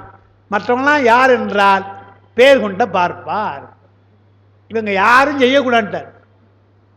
கோயிலுக்கு போய் யார் மகாசைவர் செய்யக்கூடாது, வைதிக சைவர் செய்யக்கூடாது, கொடுநெறி பார்ப்பால் சொல்ல வேண்டிய அவசியமே கிடையாது, ஒடுக்கமில்லாத பார்ப்பாலும் செய்யக்கூடாது. இப்போ எப்படி இருக்குது? எல்லாம் செய்கிறாங்கன்னு இதில் எதிர்பார்த்தீங்கன்னா எல்லாம் செய்ய ஆரம்பிச்சிட்டாங்க இப்போ இல்லையா? அவங்க செய்தது கிடையாது. ஏன்னா இவங்கெல்லாம் போயிட்டுனா அவங்க வர்றது கிடையாதுன்னு பார்க்கணும். இல்லை என்னென்னா இருக்கட்டும், கொடுநெறி பார்ப்பார் துர்பிராமணர்லாம் கூட விட்டுருங்க. அந்த மகாசைவ பார்ப்பா இருக்காங்க இல்லையா, அவர்கள் சிவனை முழுமுதற் கடவுளாக செய்யணும். அதுதான் அவங்க சொல்கிறது. அதுதான் தீட்சை பெறாங்க. இப்போ என்ன ஆகி போச்சு, தீட்சை பெறாமலே இருக்கின்ற வைதிக சைவர்கள், வைதிக சைவம் சொல்கிறேன், வைதிக பிராமணர்கள் அவங்க கோயிலுக்கு போயிட்டாங்க. இப்போ எங்கள் வெளிநாடுகளாக நீ பாருங்க, சிலோ அதுதான் சொன்னேன், சிலோன்னு சொன்னேன். சிலோன் இருந்து எவ்வளோ சைவத்தில் பெற்றா இருந்தவங்க. இப்போ அவங்க என்ன ஆகி போச்சு, எல்லா நாடுகளுக்கும் அவங்க போயிட்டாங்க. முக்கியமாக யாழ்ப்பாணம் மற்ற இடங்கள்லேருந்து எல்லா நாடுக்கும் போயிட்டு கோயில் கட்டாங்க. சிவாலயம் இருக்குது அங்கே. சிவாலயம் மட்டும் கிடையாது, எல்லா தெய்வங்களும் அங்கே இருக்குது பார்த்தீங்கன்னா. இப்போ இவங்களாம் என்ன பண்ணணும், நியாயமாக பார்த்து ஆதிசைவலாக இருந்தால், நியாயமாக ஆதிசைவலாக இருந்தால் இப்போது முதல்ல கடல் கடக்கக்கூடாது. அதை கேட்டாங்க. லண்டன் நாங்கள் போயிருந்த பொழுது நல்ல சர்வேஸ்வர குருக்கள் ரொம்ப நல்ல மாதிரி, அவரை பொறுத்து தனிப்பட்ட முறையில் ரொம்ப நல்ல மாதிரி, நம்மளாம் ரொம்ப அன்பாக யாழ்ப்பாணத்துக்கு போயிருந்த மாதிரி எதிர்வாமல் அவரை பார்த்தேன். நீங்கள் கட்டாயம் இருக்கணும் வற்புறுத்தினாரு, இருக்க முடியாது வந்துட்டோம், அவ்வளோ. அந்தெல்லாம் அன்பு தனி, அது வேறு விஷயம். ஆனால் அவங்க அந்த சர்வேஸ்வர குருவில் கேட்குறான் கேள்வி, அங்கே நிருபர் கேட்குறான் லண்டனில், நீங்கள்லாம் கடல் கடக்கக்கூடாது என்ற விதி இருக்குது, எப்படி கடல் கடந்து வந்தீங்கன்னு கேட்குறான். அவன் கேள்வி கேட்குறான். கேட்குறான். அவர் என்ன பதில் சொல்கிறாருன்னு சொன்னால், சாமி கடல் கடந்து வந்துட்டார், எனவே நாங்கள் வந்துட்டோன்றார். அவர் பின்னால் நாங்கள் வந்துட்டோன்னு சாமர்த்தியான பதில் தான் அதுக்கு. இல்லை சாமி கடல் கடக்கணுமா, அவர் தான் எல்லாரும் இருக்கிறாரு. என்னன்னா சிலையா வடிவிலே நீங்கள் கொண்டு வந்து கோயில் கட்டுறோம் இல்லையா, அதெல்லாம் எங்கே இருந்தது? லண்டனில் எங்கேயா இருந்தது சிவாலயம்? கனடாவில் எங்கே இருந்தது? ஹாங்காங்கில் எங்கே இருந்தது இல்லையா? எல்லா இடங்களும் இப்போ இருக்குது இல்லையா? எனவே அதுக்கு ஒரு ஆள் தேவையில்லையா? எனவே சாமி கடல் கடந்து வந்துட்டார், எனவே நாங்கள் வந்துட்டோம்னு சொன்னார். அது பெரிய தவறு கிடையாது. ஆனால் என்ன ஆயிற்று என்றால், அங்கே இருக்கிறவர்களுக்கெல்லாம் வெளிநாட்டுக்கு வந்தால் நல்ல பணங்க. சொல்ல முடியாதான் கேட்டால் 1990 முதல் முறையாக சிலோனில் இதுக்கு ஆமாம் 90 சிங்கப்பூர் போகிறேன். ஃபஸ்ட்டு 90 சிங்கப்பூர் போகிறேன். என்னை ஏதோ ஒரு வாரத்துக்கு பேச கூப்பிட்டுருந்தாங்க. இந்த மாதிரி ஏதோ பேச கூப்பிட்டுருந்தாங்க. கோயிலில் கும்பாபிஷேகம், சிவன் கோயில் தான் கும்பாபிஷேகம். அதை முக்கியமாக இருந்து நடத்துகிற ட்ரஸ்ட்டு அவர் தான் தினந்தோறும் காரில் அழைச்சி போவார். 2 நாள் பேசிட்டு வந்தேன். 3ஆவது நாள் காரில் போகிறப்ப சொல்கிறாரு, ப்ரொஃபஸர் இதெல்லாம் ஏன் பேசிக்கிறீங்க, அதெல்லாம் வேண்டாம், அடுத்த முறை வர்ற பொழுது ஒரு 10 ஸ்லோகங்கள் வடமொழியில் நல்லா தெரிஞ்சுங்க, 10 ஸ்லோகம் தெரிஞ்சுக்கணும், அப்புறம் முடிந்தால் பூணூல் போட்டுங்க. பூணூல் போட்டு தப்பு, பூணூல் போட்டுங்க, வேற ஒன்றும் நீங்கள் பண்ண வேண்டாம், கோயிலுக்குள்ளே வாங்க உள்ளிட்டு நான் விட்டுறேன், தட்டில் வந்து விழும், நீங்கள் ஒன்றும் நீங்கள் கேட்க வேண்டிய அவசியம் கிடையாது அப்படின்ட்டு. அந்த நான் சொல்ல 90ல் சொல்கிறேன், அவர் ட்ரஸ்டி அவர் சொல்கிறார், இவங்களுக்கெல்லாம் பாவம்னு பார்த்து ஏதோ அந்த காலத்திலே $1500 போவான் தனியாக, பெரிய பணம் அந்த காலத்து $1500, $1500 கொடுத்து வச்சா இவன் என்ன பண்ணுறாங்க, நாள்தோறும் சம்பாதிக்கிறாங்க அங்கே இல்லையா, நாள்தோறும் தட்டில் விழுது, அது அதிகமாக விழுது, என்ன பண்ணுறாங்களாம் அவங்க பாருங்கள், பாதாம் பருப்பு அங்கே ரொம்ப சீப் வேலை, பாதாம் பருப்பாக வாரந்தோறும் அனுப்புகிறாங்களாம். எங்கே சிலவனுக்கு பாதந்தோறும் வந்து பார்சல் பண்ணி அனுப்புகிறான்னா பார்சலுக்கு எவ்வளோ காசு ஆச்சு, பாதாம் பருப்பு எவ்வளோ காசு ஆச்சு, இவ்வளோ கிலோவாக அனுப்புகிறாங்க யாரெல்லாம். அதனால் நீங்கள் வந்தால் ஒரு வாரம் ஏதோ பேசிட்டு போகிறீங்க, ஏதோ நாங்கள் $300 $400 கொடுக்க போகிறோம், அடுத்த முறை வர்றப்போ இதெல்லாம் வராதிங்க, மந்திரங்களை கற்றுக்கொள்ளுங்கள், பூணூல் போட்டுட்டு வந்துருங்கன்னார்.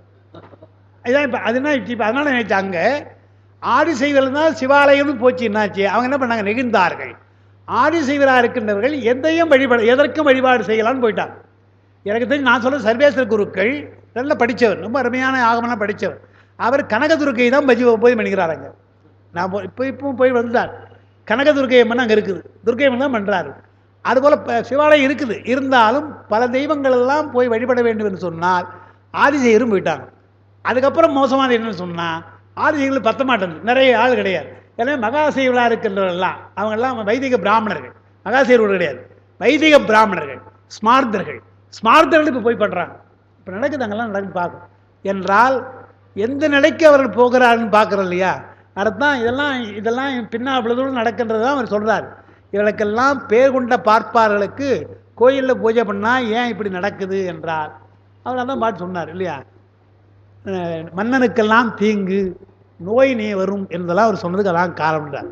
எனவே விதிமுறைகள் அறியப்படுவதால் பிறரெல்லாம் பேர் கொண்ட பார்ப்பார்கள்.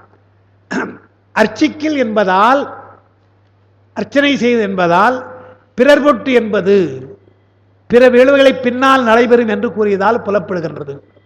அர்ச்சிக்கிறது சொன்னால் தான் வழிபட்டா பரவாயில்ல, மற்றவர்களுக்காக வழிபடக்கூடாது, பரார்த்த பூசையாக செய்யக்கூடாது. கோயிலில் பரார்த்த பூசையாக செய்தால் இது போன்ற குற்றங்கள்லாம் வந்துவிடும் என்று சொல்கிறேன். பிறர் பொருட்டு வழிபடுதல் பரார்த்த பூசை, அது உங்களுக்கு சொல்லியிருக்கேன், இங்கே எழுதியிருக்கேன். அதாவது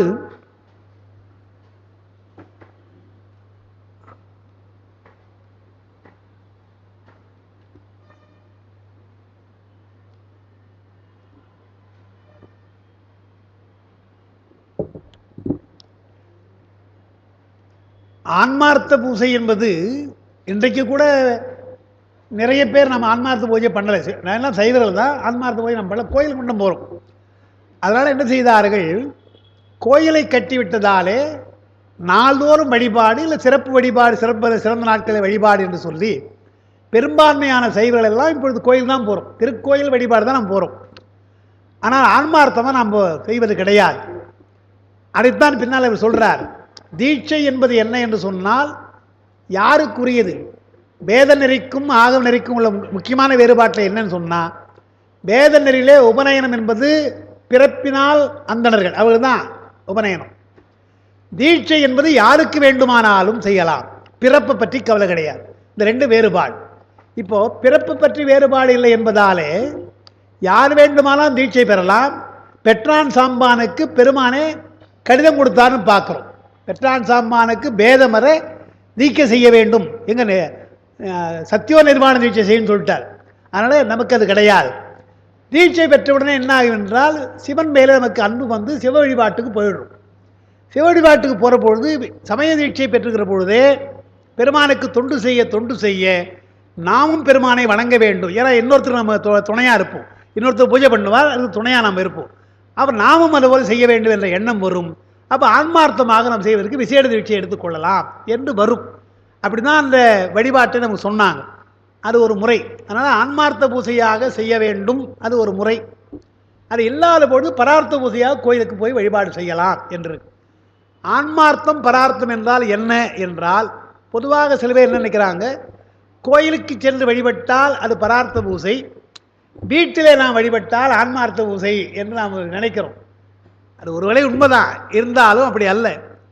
நம்முடைய விருப்பத்திற்காக, நம்முடைய நலனுக்காக நாம் வழிபட்டால் அது ஆன்மார்த்தம், மற்றவருக்காக வழிபட்டால் அது பரார்த்தம். எனவே கோயிலில் போய் நீங்கள் ஆன்மார்த்தமோடு செய்யலாம். கோயிலில் அர்ச்சனை கொடுக்குற பொழுது, ஐயா எனக்கு இல்லையா, எங்கள் நண்பனுக்கு உடம்பு சரியில்லை என்று சொல்லி நீங்கள் அர்ச்சனை கொடுக்கலாம், அது பரார்த்த பூசை. அங்கேயே போய் எனக்கு பூஜை பண்ணு என்று சொல்லலாம், அது ஆன்மார்த்த பூசை. வீட்டை நீங்கள் செய்கிற ஒரு வேலை இந்த தீட்சையெல்லாம் பெற்று வீட்டில் செய்தால் நம்முடைய குடும்பத்துக்கும் செய்யலாம், அல்லது உலக நலனாகவும் செய்யலாம். அது அப்போ வீட்டையும் கூட எந்த நோக்கம், உங்களுடைய நோக்கம் வைத்து தான் ஆன்மார்த்தமா பரார்த்தமா என்று இருக்குது.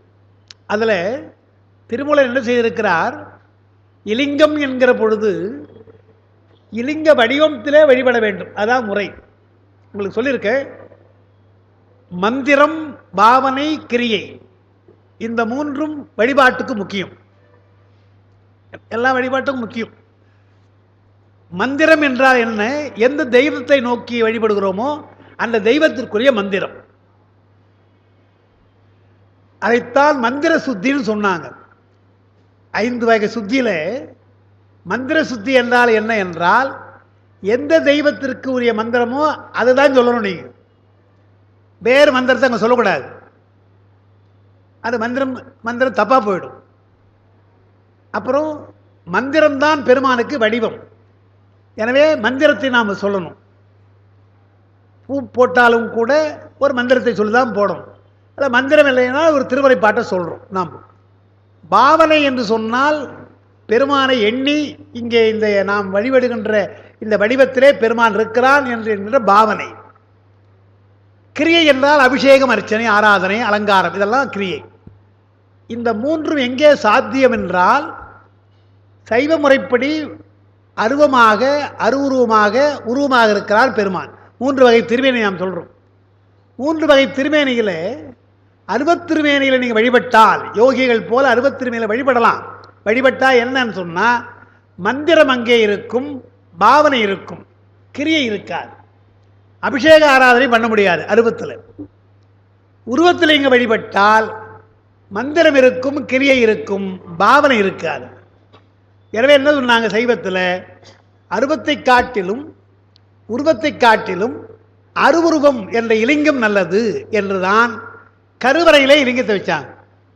கருவறையில இலிங்கத்தை வச்சா என்ன அர்த்தம், நீ ஆன்மார்த்தமா நீ செய்தால் இது போல இலிங்கத்தை வைத்து வழிபாடு செய் என்று. இங்கே எழுதுறாங்களா வேற எங்கே எழுதுறாங்கன்னு நினைக்கிறேன், இங்கே தான் எழுத நினைக்கிறேன், அப்பா எழுதுறதுல. அதாவது இப்போ ஒரு வாரத்துக்கு முன்னே மலேசியாவில் வந்தார் சமயப்பேரவை, சைவ சமயப்பேரவை. நல்லா படித்தவர், அங்கே தான் சைவத்தை வளர்க்குறார், நாகப்பன்னு பேர். அவர் நாங்கள் கோயிலுக்கு போனோம், திருவாடானை போனோம். அங்கே இதுபோல் நிறைய லிங்கங்கள் பிரகாரத்தில் இருக்கும், ஏகாம்பர கோயில் மாதிரி இருக்கும் பிரகாரம். அவர் அங்கே இருக்கிறவங்களுக்கு மற்றவங்களுக்கு கூட வந்தவங்களாம் அவர் விளக்குறாரு. அப்புறம் நான் தனியாக அவருக்கு சொல்லலை. அதாவது அவர் என்ன சொன்னார், இப்படி தனியாக இருக்குது இல்லையா இந்த இதெல்லாம் எங்கே கிடைத்த இலிங்கங்கள், அதெல்லாம் அங்கங்கே புரைந்து போய் கிடக்கும். அந்த புரைந்து போன கிடைத்த லிங்கங்கள்லாம் கொண்டு வந்து கோயிலில் வைக்கிற வழக்கம் உண்டு. அது மாதிரி தான் இந்த இங்கெல்லாம் இருக்குது அப்படின்னு அவர் சொன்னார். அது ஒரு வகையில் உண்மைதான், ஒரு வகையில் அப்படி இருக்கலாம். ஆனால் அது அல்ல. பிரகாரங்களில் இருக்கின்ற கோயிலில் பெரிய பெரிய லிங்கெல்லாம் இருக்கு இல்லையா, இப்போ காஞ்சிபுரத்தில் அவ்வளோ இருக்கு இல்லையா, காஞ்சிபுரத்திலே இருந்த சிவபூஜை செய்கின்றவர்கள் அவங்க என்ன பண்ணியிருக்காங்க, ஏகாம்பர் கோயிலுக்கு போயிருக்காங்க. அங்கே சென்று அவர்களுக்கு என்று ஒரு லிங்கம், பிரகாரத்தில் 1, 2, 3 வரிசையாக பார்த்தா அவரவர்களுக்கு ஒரு லிங்கம் இருக்கும், அங்கே போய் வழிபடுகிறார்கள். கருவறையிலே வழிபடுவது ஒரு காலம் இருந்தது. கருவறையிலே வழிபடாத பொழுது என்ன பண்ணுறது, ஆன்மார்த்தம் வீட்டிலும் கிடையாது என்று கோயிலுக்கு சென்று அங்கே பிரகாரத்திலே வழிபடுகின்ற ஒரு முறை என்று இருந்தது. அதான் இலிங்கங்கள் தான் நிறைய உண்டு. நீங்கள் பார்த்தீங்கன்னா சென்னைக்கு திருவான்மியூருக்கு வந்தீங்கன்னா அங்கே இந்த மாதிரி பெரிய லிங்கம் இது பீடத்தோடு இருக்காது, வெறும் இலிங்கம் மட்டும் நிறைய இருக்கும், வெறும் வசதியாக இருக்கும். அந்த மாதிரியும் உண்டு. தமக்கு ஏற்றாற் போல, தமக்கு இயல்புக்கு ஏற்றாற் போல அதுபோல் வைத்து வழிபடுதல் என்பது இருந்தது முறை. அப்போ அந்த கோயிலில் போய் நீங்கள் பூஜை பண்ணுறீங்க, ஆனால் என்ன பண்ணுறீங்க, ஆன்மார்த்தம் தான் அது. உங்களுக்காக ஒரு லிங்கத்தை நீங்கள் நிறுவி அங்கே வழிபடுகிறீர்கள் அப்படின்றாங்க. எனவே ஆன்மார்த்தம் பரார்த்த பூஜை இப்படி தான் எங்கே சொல்கிறார், இஷ்டலிங்கத்திலே வழிபடுதல் என்று. அது என்ன சொல்லிட்டார் திருமந்திரத்தில், இலிங்க வழிபாடு தான் முக்கியம். அதாவது குரு லிங்க சங்கமம் என்பதில் இப்போ அருவத்திருமேனி, உருவத்திருமேனி, அருவுருவத்திருமேனி, இந்த மூன்றில் அருவுருவத்திருமேனி சிறந்ததுக்கு ஒரு காரணம் சொன்னேன். குருலிங்க சங்கமத்துக்கு அப்படிதான். குரு ஞான குருவாக உயர்ந்த குருவாக நமக்கு கிடைக்குமானா சொல்ல முடியாது. எல்லாருக்கும் மாணிக்கவாசருக்கு கிடைச்ச மாதிரி கிடைக்குமா என்றால் கிடையாது. இல்லை குருஞான சம்பந்தர் போல கிடைக்குமா என்றால் கிடையாது. குரு கிடைக்காது. அதே மாதிரி சங்கமம் என்று சொன்னால் அடியார்கள் கூட்டமாக உட்கார்ந்துருப்பாங்க. அடியார்கள்லாம் அவங்க அடியார்களா அடி ஆட்களான்னு தெரியாது. அப்படி இல்லையா? அப்படி இருக்கிறாங்க இல்லையா? நம்ம யாரும் தெரியும். சும்மா வந்து திருநீர் போட்டுவிட்டு உட்காந்துட்டு இருப்பான். கடைசியில் எல்லாம் பேசி முடிச்ச விட பிரசாதம் அவன் தான் முன்ன போய் நிற்பான். அதுதான் வந்திருக்கான்னு தெரிஞ்சுக்கலாம். அப்போ இல்லையா, அவன் வந்து அதுதான் வந்திருக்கான். அதுபோல் சில பேர் இருப்பாங்க இல்லையா, உண்மையான அடியார்களாக இருக்க மாட்டான், பொய்யடிமை உடையவர்கள். எனவே அடியார்களை நம்ம தேர்ந்தெடுக்க முடியாது வழிபாட்டுக்கு. குருவும் நமக்கு கிடைக்காத பொழுது சுலபமாக இருப்பது என்றால் இலிங்கம்தான். எனவே குருலிங்க சங்கம் வழிபாட்டில் இலிங்க வழிபாடு எளிமையானது என்று தான் வைத்திருக்கிறார். அதை இன்னும் எளிமையாக தான் நம்முடைய திருமூலர் சொன்னார். இதெல்லாம் இலிங்கம் சொல்லிட்டார். எதெல்லாம் இலிங்கமாக வைக்கலாம் என்று சொல்கிற பொழுது இதை கூட இலிங்கமாக வைக்கலான்ட்டார். இலிங்க வடிவாக இருந்தால் வச்சு படிச்சுட்டார். ஒரு சாதாரண மரக்கிளை இதுவுமே கிடைக்கல, கல் கிடைக்கல, மண் கிடைக்கலன்னா கூட ஒரு மரக்கிளையர் தான் அதை உடைச்சி வைத்துக்கொண்டு புத்தகம் அது இலிங்கம். புத்தகம் இலிங்கம் தான். மாணிக்கத்தில் பண்ணலாம், முத்துல எல்லாம் பண்ணலாம். உத்ராட்சம் இருக்குல்ல, கழுத்து கட்டண உத்ராட்சம், அதை எடுத்து வைக்கலாம். எல்லாம் லிங்கம் தான். எனவே இலிங்கத்திற்கு எத்தனையோ வகையான பொருள்கள் என்று சொல்லி சொன்னதற்கு என்ன காரணம் என்றால், இலிங்க பூஜை நிச்சயம் செய்ய வேண்டும், சிவ பூஜையில் வேண்டும் என்று அதுதான் சொல்லார். எனவே அந்த பகுதியில் இஷ்டலிங்கத்தில் தாம் வழிபடுதல் ஆன்மார்த்த பூஜை, பிறர் விட்டு வழிபட்டால் அது பரார்த்த பூஜைன்னு சொல்லிட்டு, ஆன்மார்த்த பூஜைக்கு சலலிங்கம் என்று சொன்னால் அந்த நேரத்துக்கு வழிபட்டு எடுத்து விடுறது. அதாவது சனிகலிங்கம்னு சொல்லுவாங்க இல்லையா, அதுபோல் எடுத்து வழிபடுறது விட்டுறது சலலிங்கம். திருக்கோயில் கருவறையில் இருப்பது ஸ்தாவரலிங்கம், அசைக்க முடியாது இருக்கின்ற ஸ்தாவரலிங்கம் என்று சொன்னேன். முன்காலங்களில் அங்கே எழுதியிருக்காங்கப்பா, முன்காலங்களில் திருக்கோயில் சுற்றுக்களில் இலிங்கங்கள் அமைத்து வழிபட்ட ஆன்மார்த்த பூசையும், திருக்கோயில் கருவறை இலிங்கத்தை ஆன்மார்த்த பூசைக்கு உரிதாக்கி செய்த பூசையும் இன்று அருகி போயின. ரெண்டும் விட்டு போச்சு. திருச்சுற்றிலே இருந்து கொண்டு செய்தார்கள், அதுவும் போயிடுச்சு. அதற்கு முன்னே கருவறையிலே போய் செய்தார்கள் என்று திருநீலநக்க நாயனார், அறிவாட்ட நாயனார் எல்லாம் விருந்தர் இல்லையா, அவங்களாம் நேராக போனாங்க. ஆனால் இப்போது அப்பர் பெருமானை பற்றி பாடுற பொழுது அவர் பாடுறார் இல்லையா, மாதரப்பிறை கன்னியானை பாடுற பொழுது, போதோடு நீர் சுமந்து ஏற்றி புகுவார் அவரின் புகுவேன்னு பாடுறார். இது என்ன பண்ணிட்டாங்க, போதோடு நீர் சுமந்து ஏற்றுறவங்கன்னா சிவாச்சாரியார்கள் போகிறாங்க, அவருக்கு பின்னால் நான் போகிறேன் அப்படின்னு சொல்கிறாருன்னு ரொம்ப பாதுகாப்பாக சொல்கிறாங்க. அப்பருடைய காலத்தில் யார் வேண்டாலும் போய் வழிபடலாம், படராடு மாதிரி தான். போதோடு நீர் அவ்வளோ வேற ஒன்றும் தான் பூஜை, வேற ஒன்றும் கிடையாது. குடத்திலே எடுத்து குடங்குண்ட நீராட்டுன்னு பாடுறாரு இல்லையா, நீர் சுமந்து ஆட்டினார்கள் பாடுற பாட்டு மாதிரி, ஒரு குடத்தில் தண்ணி எடுத்துக்கணும், பூ கொஞ்சம் எடுத்துக்கணும், போங்க நேராக போய் தண்ணி விட்டுட்டு பூ வச்சுட்டு வந்துடுங்க. ஆனால் போதோடு நீர் சுமந்து ஏத்தினார், புகுவார் அவர் பின் புகுவேன் என்று சொன்னால், புண்ணியம் வேற ஒன்று, புண்ணியம் செய்வார்க்கு பூ உண்டு நீர் உண்டு. புண்ணியம் என்று சொன்னால் அங்கே சிவபூஜைன்னு தான் அர்த்தம் இல்லையா. ஆனால் இதெல்லாம் ரொம்ப எளிமையாக சொல்லப்படும். சலம்பூவோடு தூபம் மறந்தறியேன், நிறைய நம்ம சொல்லலாம் அதை பற்றி.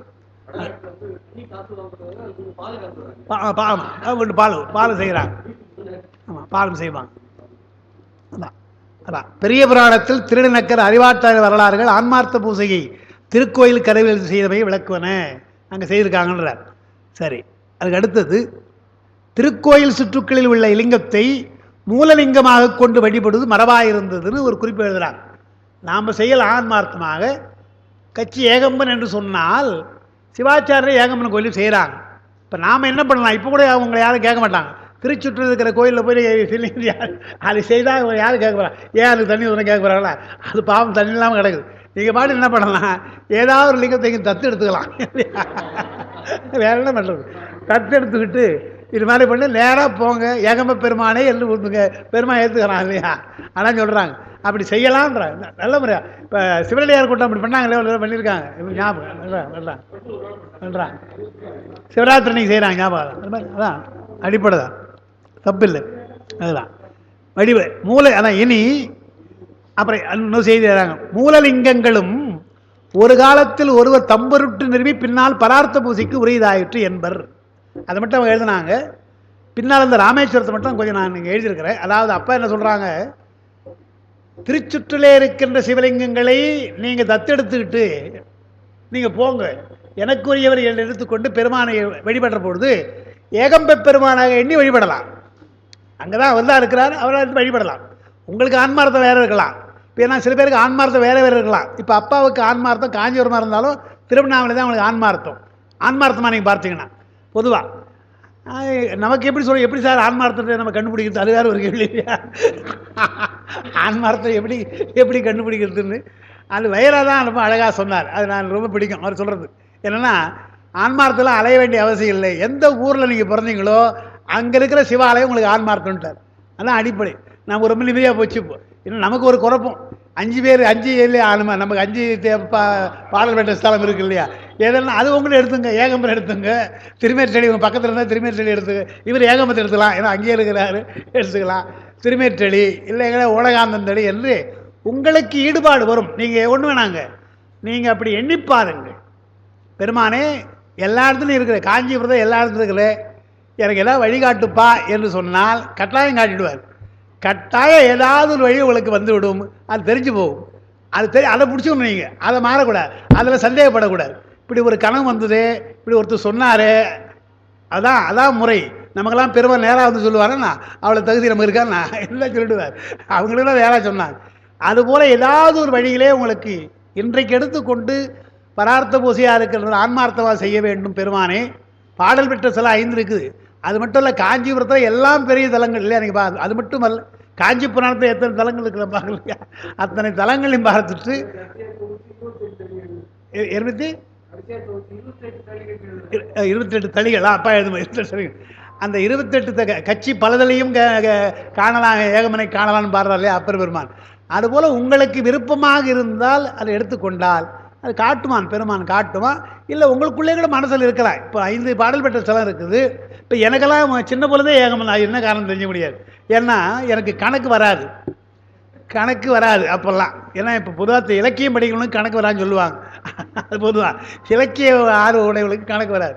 எங்கள் அப்பா என்ன பண்ணுவாங்க, கணக்கு ரொம்ப ஒரு தடவை ரொம்ப குறையாக போச்சு மார்க். எனக்கு இவன் ஃபெயிலாக ஆகிட போகிறான் அப்படின்றதுக்காக என்ன பண்ணாங்க, எஸ்எல்சிலாம் இல்லை 9வது 10வதுல கணக்கு வராது எனக்கு. அதனால என்ன பண்ணாங்க, அன்பனை வச்சு நான் சொல்ல வேண்டியதாக கணக்கு அதில் வச்சுட்டு இல்லை. பண்ண நான் பச்சை வருஷம் படித்தேன். எல்எஸ்ஆர் இருந்தார், சீனிவாசன் எல்எஸ்ஆர் இருந்தார், என்எல்எம் இருந்தார், மிராஜிகார் இருந்தார், அப்புறம் ரகுபதி இருந்தாங்க. ரகுபதி அவரை படியாக பொதுவாக பண்ணுவாங்க, நல்லா நடத்துவாங்க. நமக்கு கணக்கு ஏற நான் என்ன பண்ணுறதுக்கு, நம்ம புத்தி கணக்கு வராது. இன்றைக்கி கூட நீங்கள் சொன்னான் இது ஏதா உங்கள் வீட்டில் ஒய்ஃபு அதிகம் சொல்ல மாட்டா, சின்னவ சொல்லுவா, ஏன்பா என்னென்னமோ வாங்குறீங்க இல்லையா, அது கணக்கு எழுதுவீங்களப்பா. என்ன எழுதுறது, 1000 ரூபா வருது, 1000 ரூபா தீர்ந்து போச்சு, முடிஞ்சு போச்சு. இதில் என்ன நான் என்னத்தை எழுதுறது, நான் எழுதி கூட பார்த்தேன். அதுக்காக ஒரு நோட்டு கூட வாங்கி பார்த்தேன். 2 நாள் எழுதினேன், போர் அடிக்குது. அப்புறம் இன்னத்தை எழுதுறது, ஆட்டோவுக்கு கொடுத்தேன் 10 ரூபா, இவனுக்கு கொடுத்தேன், காஃபி கொடுத்தேன், எதுக்கு இதெல்லாம் நம்ம இருக்கிறத எழுத விடாமல் இது எதால புண்ணியம் உண்டு. கணக்கு அவன் தான் எழுதும் கீழ் கணக்கு அவன் எழுதுறானே, நமக்கு எதுக்கு கணக்கு அது இல்லை. சில பேருக்கு ரொம்ப இன்ட்ரெஸ்டாக எழுதுவான், ஒரு காசு கூட விட மாட்டாங்க, யோசிச்சிட்டே இருப்பாங்க, 1 ரூபா எங்கேயோ போச்சே. ஏன்னா நீங்கள் அப்படி போயிட்டுன்னு வச்சுங்க, இதெல்லாம் மறந்து வேண்டியதுதான். கணக்குன்னு போயிட்டா அவ்வளோதான். 1 ரூபா 2 ரூபானா தூக்கம் வராது. அன்றைக்கி எங்கேயோ போச்சே, 10 ரூபா என்ன ஆச்சு எல்லாம் போயிடும் அடிப்படையாக. அதை விடுங்க. ஏன் சொல்கிறேன்னா, போகிற பொழுது கணக்கு கற்றுக்கிறது எங்கே நினச்சாங்க தெரியல. என்ன புத்தேர் தெரியல, தாண்டவராயமில் இருந்தது தெரியுமா? டிஎஸ்குள்ள இருந்தான்னு நினைக்கிறேன். அவர் டிஎஸ்குள்ள இங்கே இருந்தார். ஆமாம், தாண்டவராய முதலியார் நல்ல கணக்கு சொல்லுவார். அவர்கிட்ட கற்றுக்கிட்டு தான் என்ன போச்சு, டியூஷன் போகிறதுனால நினச்சி சொன்னால் 100க்கு 95 வாங்கினேன். ஆமாம், பெரிய நம்ம அது மாதிரி என்றைக்கு வாங்கினது கிடையாது. அதில் ஏன் சொல்கிறேன்னா, அப்போ போகிற பொழுது ஐயா இருக்காங்களே, அந்த அந்த சன்னிதி வழியாக போவேன் நான். அந்த ஏகாம்பரநாதர் சன்னிதி இருக்குல்ல, புத்தேஸ்வரர் வழியாக போனால் தெரியும் இல்லையா, அதை தாண்டி போவேன். அதை தாண்டி கொஞ்சம் தூரமான அவர் இருப்பார், வீடு அங்கே பக்கத்தில் தான் அவர் வீடு. இல்லைன்னா கணக்கு வரா இல்லையா, ஏகம்ப பேர் பார்ப்பேன், ஏகம்பா கணக்கு கணக்கு கணக்கு வந்தால் நான் வந்து திங்கக்கிழமை தூரம் உங்கள்கிட்ட வந்துடுறேன் அப்படின்னு சொல்லுவேன். அதனால் என்ன பண்ணேன், அப்போ எது தெரிஞ்சோ வயசு இருந்தாங்க. அப்போது 9ஆவதோ 8ஆவதோ படிக்கிறேன், 10ஆவது படிக்கல, 9ஆவது படிக்கிறேன். என்ன பண்ணுவேன், கரெக்டாக தினம் போயிட்டு வந்துடுவேன். திங்கக்கிழமையாக இருந்தால் போயிட்டு திரும்புகிற பொழுது ஏகமத்துக்கு போவேன். நேராக ஏகமனாக்குள்ளே போயிட்டு சுவாமிகள்லாம் வணங்கிட்டு அங்கே ஆனந்தான பாட்டை படிச்சுட்டு வந்துடுவேன். தெரிஞ்சோ தெரியாமல் வந்தோம், அது ஒரு காரணம். ஏகம் தான் எனக்கு ஆன்மார்த்தம். இப்போது அப்பாவுக்கு அண்ணாமலையார் தான் எங்கள் குலதெய்வம் தான், இருந்தாலும் எனக்கு ஏகம் தான் என்னுடைய ஆன்மார்த்தமாக இருக்கிறது ஒன்று. அதை விட இன்னொன்று சொல்லிடுறேன். மாயரத்தில் இருந்த இல்லையா, 4 வருஷம் இருந்தேன். கல்யாணம் ஆனவனே இந்த பக்கம் வந்துடுன்றா மனைவி, தெற்கு இது தமிழ்நாட்டுக்கு சென்னைக்கு வந்துடுன்றா. சென்னையில் எங்கன்னா வேலை கிடைக்கும், எனக்கு எங்கே கிடைக்கும்? 3 முறை பச்சைவாசுக்கு ட்ரை பண்ணேன், கிடைக்கல.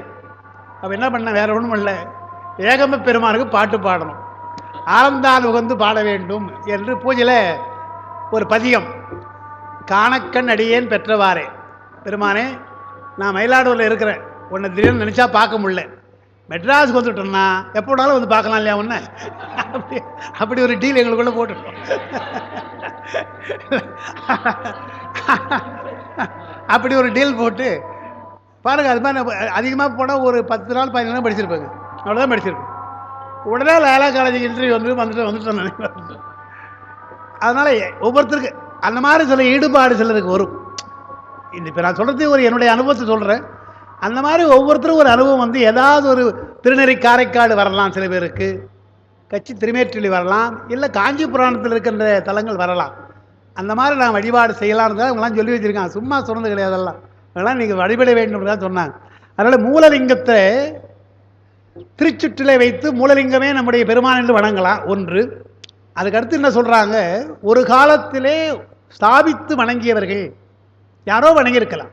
இப்போ பிரம்மன் பூசித்தான், திருமால் பூசித்தான் சொல்கிறோம் இல்லையா, அந்த மாதிரி யாரோ ஒரு சில பேர் பூசித்திருப்பார்கள், அது கோயிலாக மாறி இருக்கலாம் என்று சொல்கிறாங்க.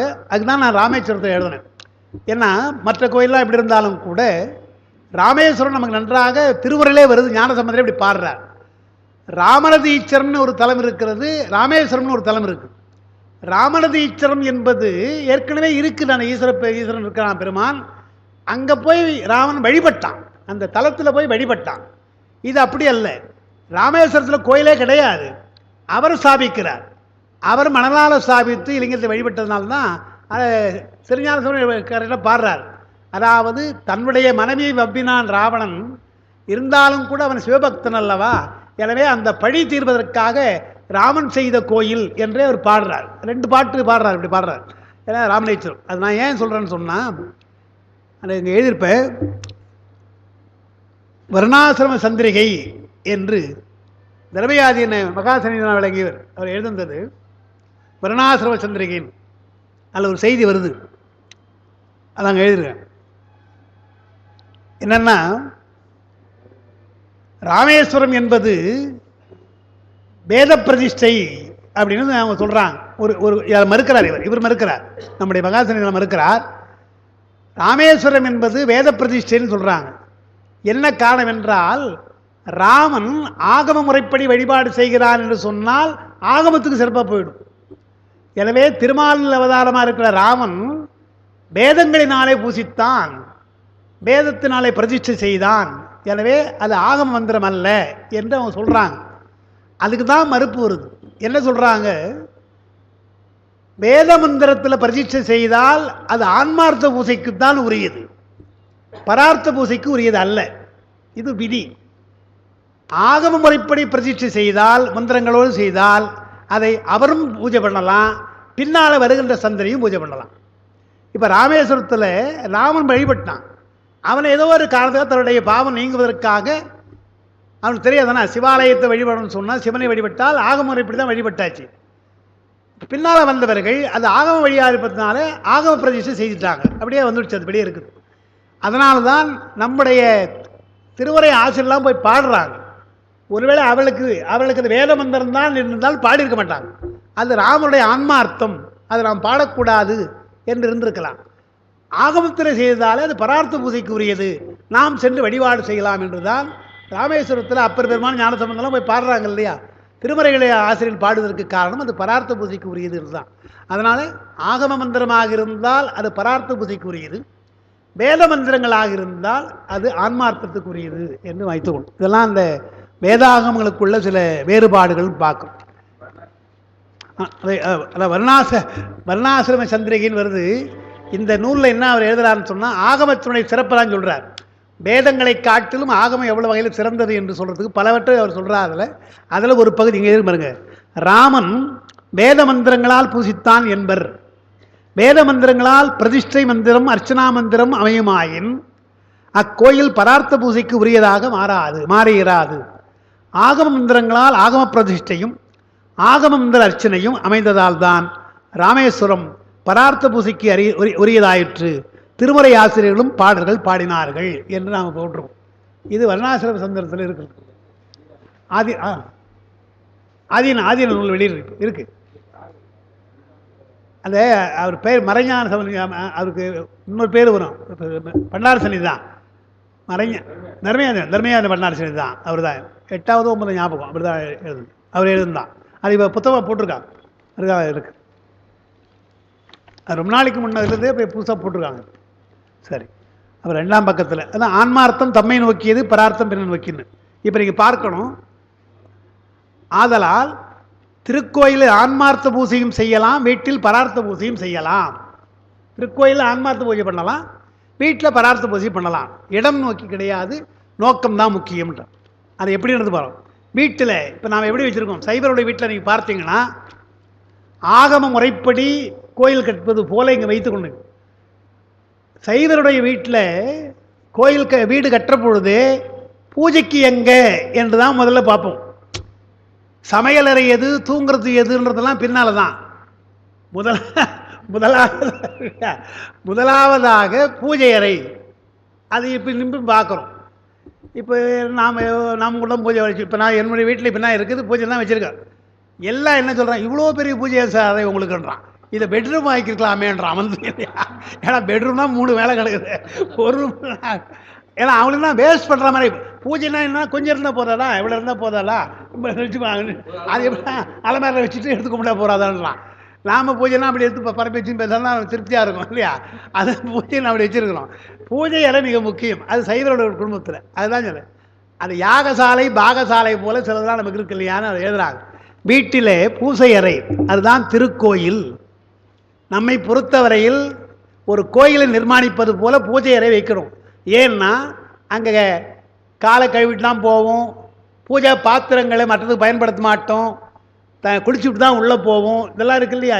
அப்போ எப்போயும் விளக்கு கொஞ்சம் எரிஞ்சிட்ருக்கும், இதெல்லாம் பார்க்குறோம் இல்லையா. அதனால் பூசை அறை வந்து கோயில் மாறிடும். அதாவது கர்ப்பகிரகம் மாதிரி வைத்துக்கொள்ளலாம். வீட்டில் பூசை அறை திருக்கோயில், அது ஆன்மார்த்த வழிபாட்டுக்காக. சமையலறை எதுக்கு, சாப்பிட்றதுக்கு இல்லை, நமக்கு இல்லை, பாகசாலை நைவேத்தியத்துக்காக. சமையலறை என்பது பெருமானுக்கு நைவேத்தியத்துக்காக தான், அதுதான் பாகசாலைன்னா. அது பாகசாலை. தோட்டம் வைத்திருப்போம், அது நந்தவனம், அது அர்ச்சனைக்கு, பெருமானுக்கு அர்ச்சனைக்குரியது. கிணறு, அதுதான் திருக்குளம், அதுதான் அபிடேகத்திற்கு. அடியார்கள் யார், வீட்டிலே உள்ளவர் தான். மற்றவங்க அப்புறம் வெளியிலேருந்து வருவாங்க, அது வேற. வீட்டிலே உள்ளவங்க தான் அடியார், பூஜைக்கு வந்து நிற்பாங்க எல்லாம் வீட்டில் உள்ளோர், அதுதான் சங்கமம். சிவாச்சாரியார் யார் என்றால் தந்தை அல்லது பூஜை செய்வங்க, அவங்க தான்.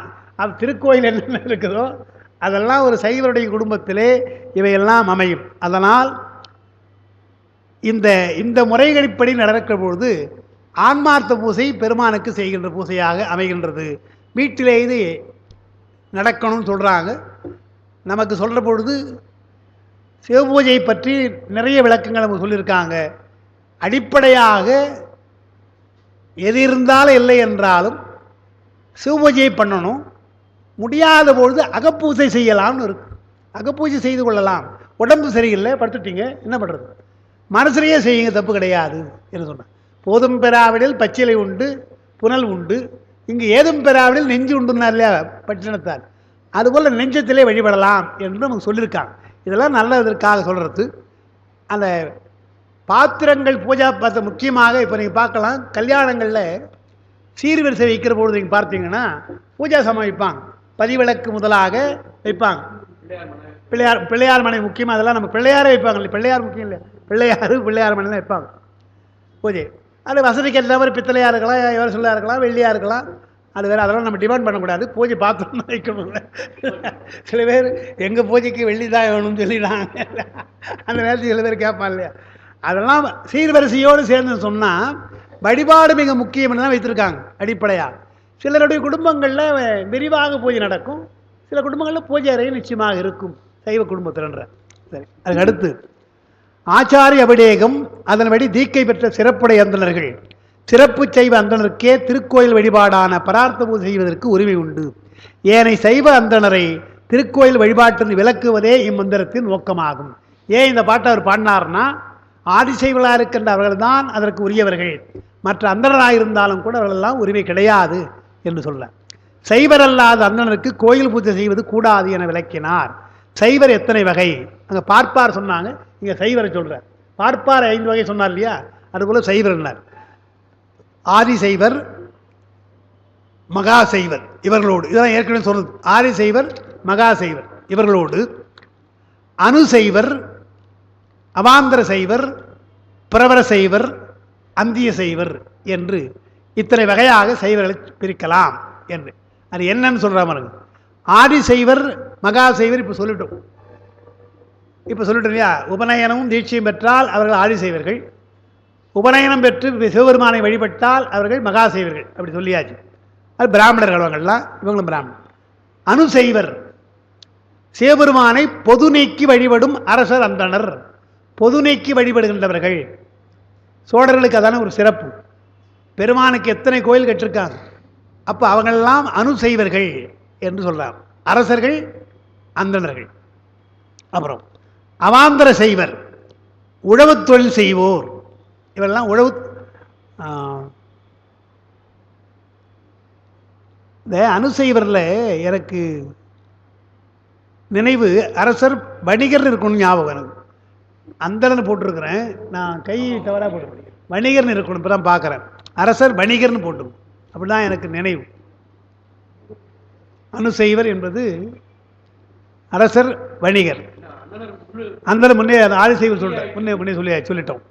அவாந்தர செய்வர் யார் என்றால் நாமெல்லாம் வேளாளர்கள், நாமெல்லாம் அவாந்தர செய்வர்கள். உழவுத்தொழில் செய்கின்ற வேளாளர்கள் எல்லாம் அல்ல மற்றவர்கள்லாம் அவாந்தரர்கள். பிரபர செய்வோர் என்பது வேறு தொழில் செய்கின்றவர்கள். உழவு தொழில் இல்லாமல் வேறு தொழில் செய்தால் அவர்களெல்லாம் பிரபர செய்வர்கள். இவர்களெல்லாம் சுதந்திரர், அவங்களே இஷ்டமோடு செய்யலாம். அந்திய செய்வர் யாதொரு தொழிலாயிரும் பிறருக்கு அடிமையாக இருந்து செய்வோம். இப்படி வேலை பார்க்குறாங்க இல்லையா, ஆஃபீஸில் வேலை பார்க்குறாங்க. இப்போ உங்களோட தீயணைப்பில் வேலை பார்க்குறார், இது இஷ்டத்துக்கு கோயிலுக்கு வந்துட முடியாது இல்லையா, அது கேட்டு தான் வரணும் இல்லையா.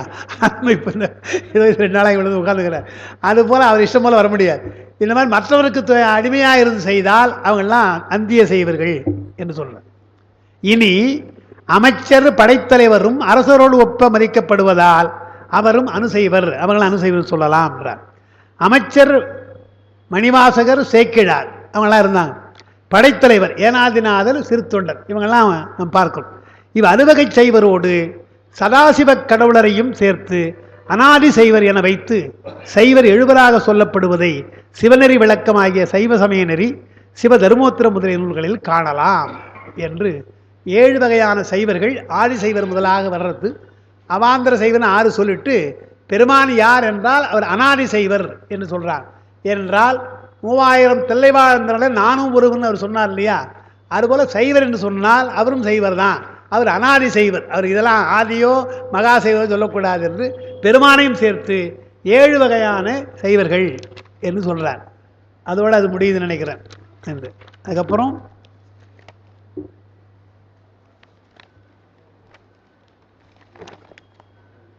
பக்கமா 11 தேதியா 11 தான் ஆதிசைவர். அதான் பிரிச்சிருக்க ஆதிசைவர்.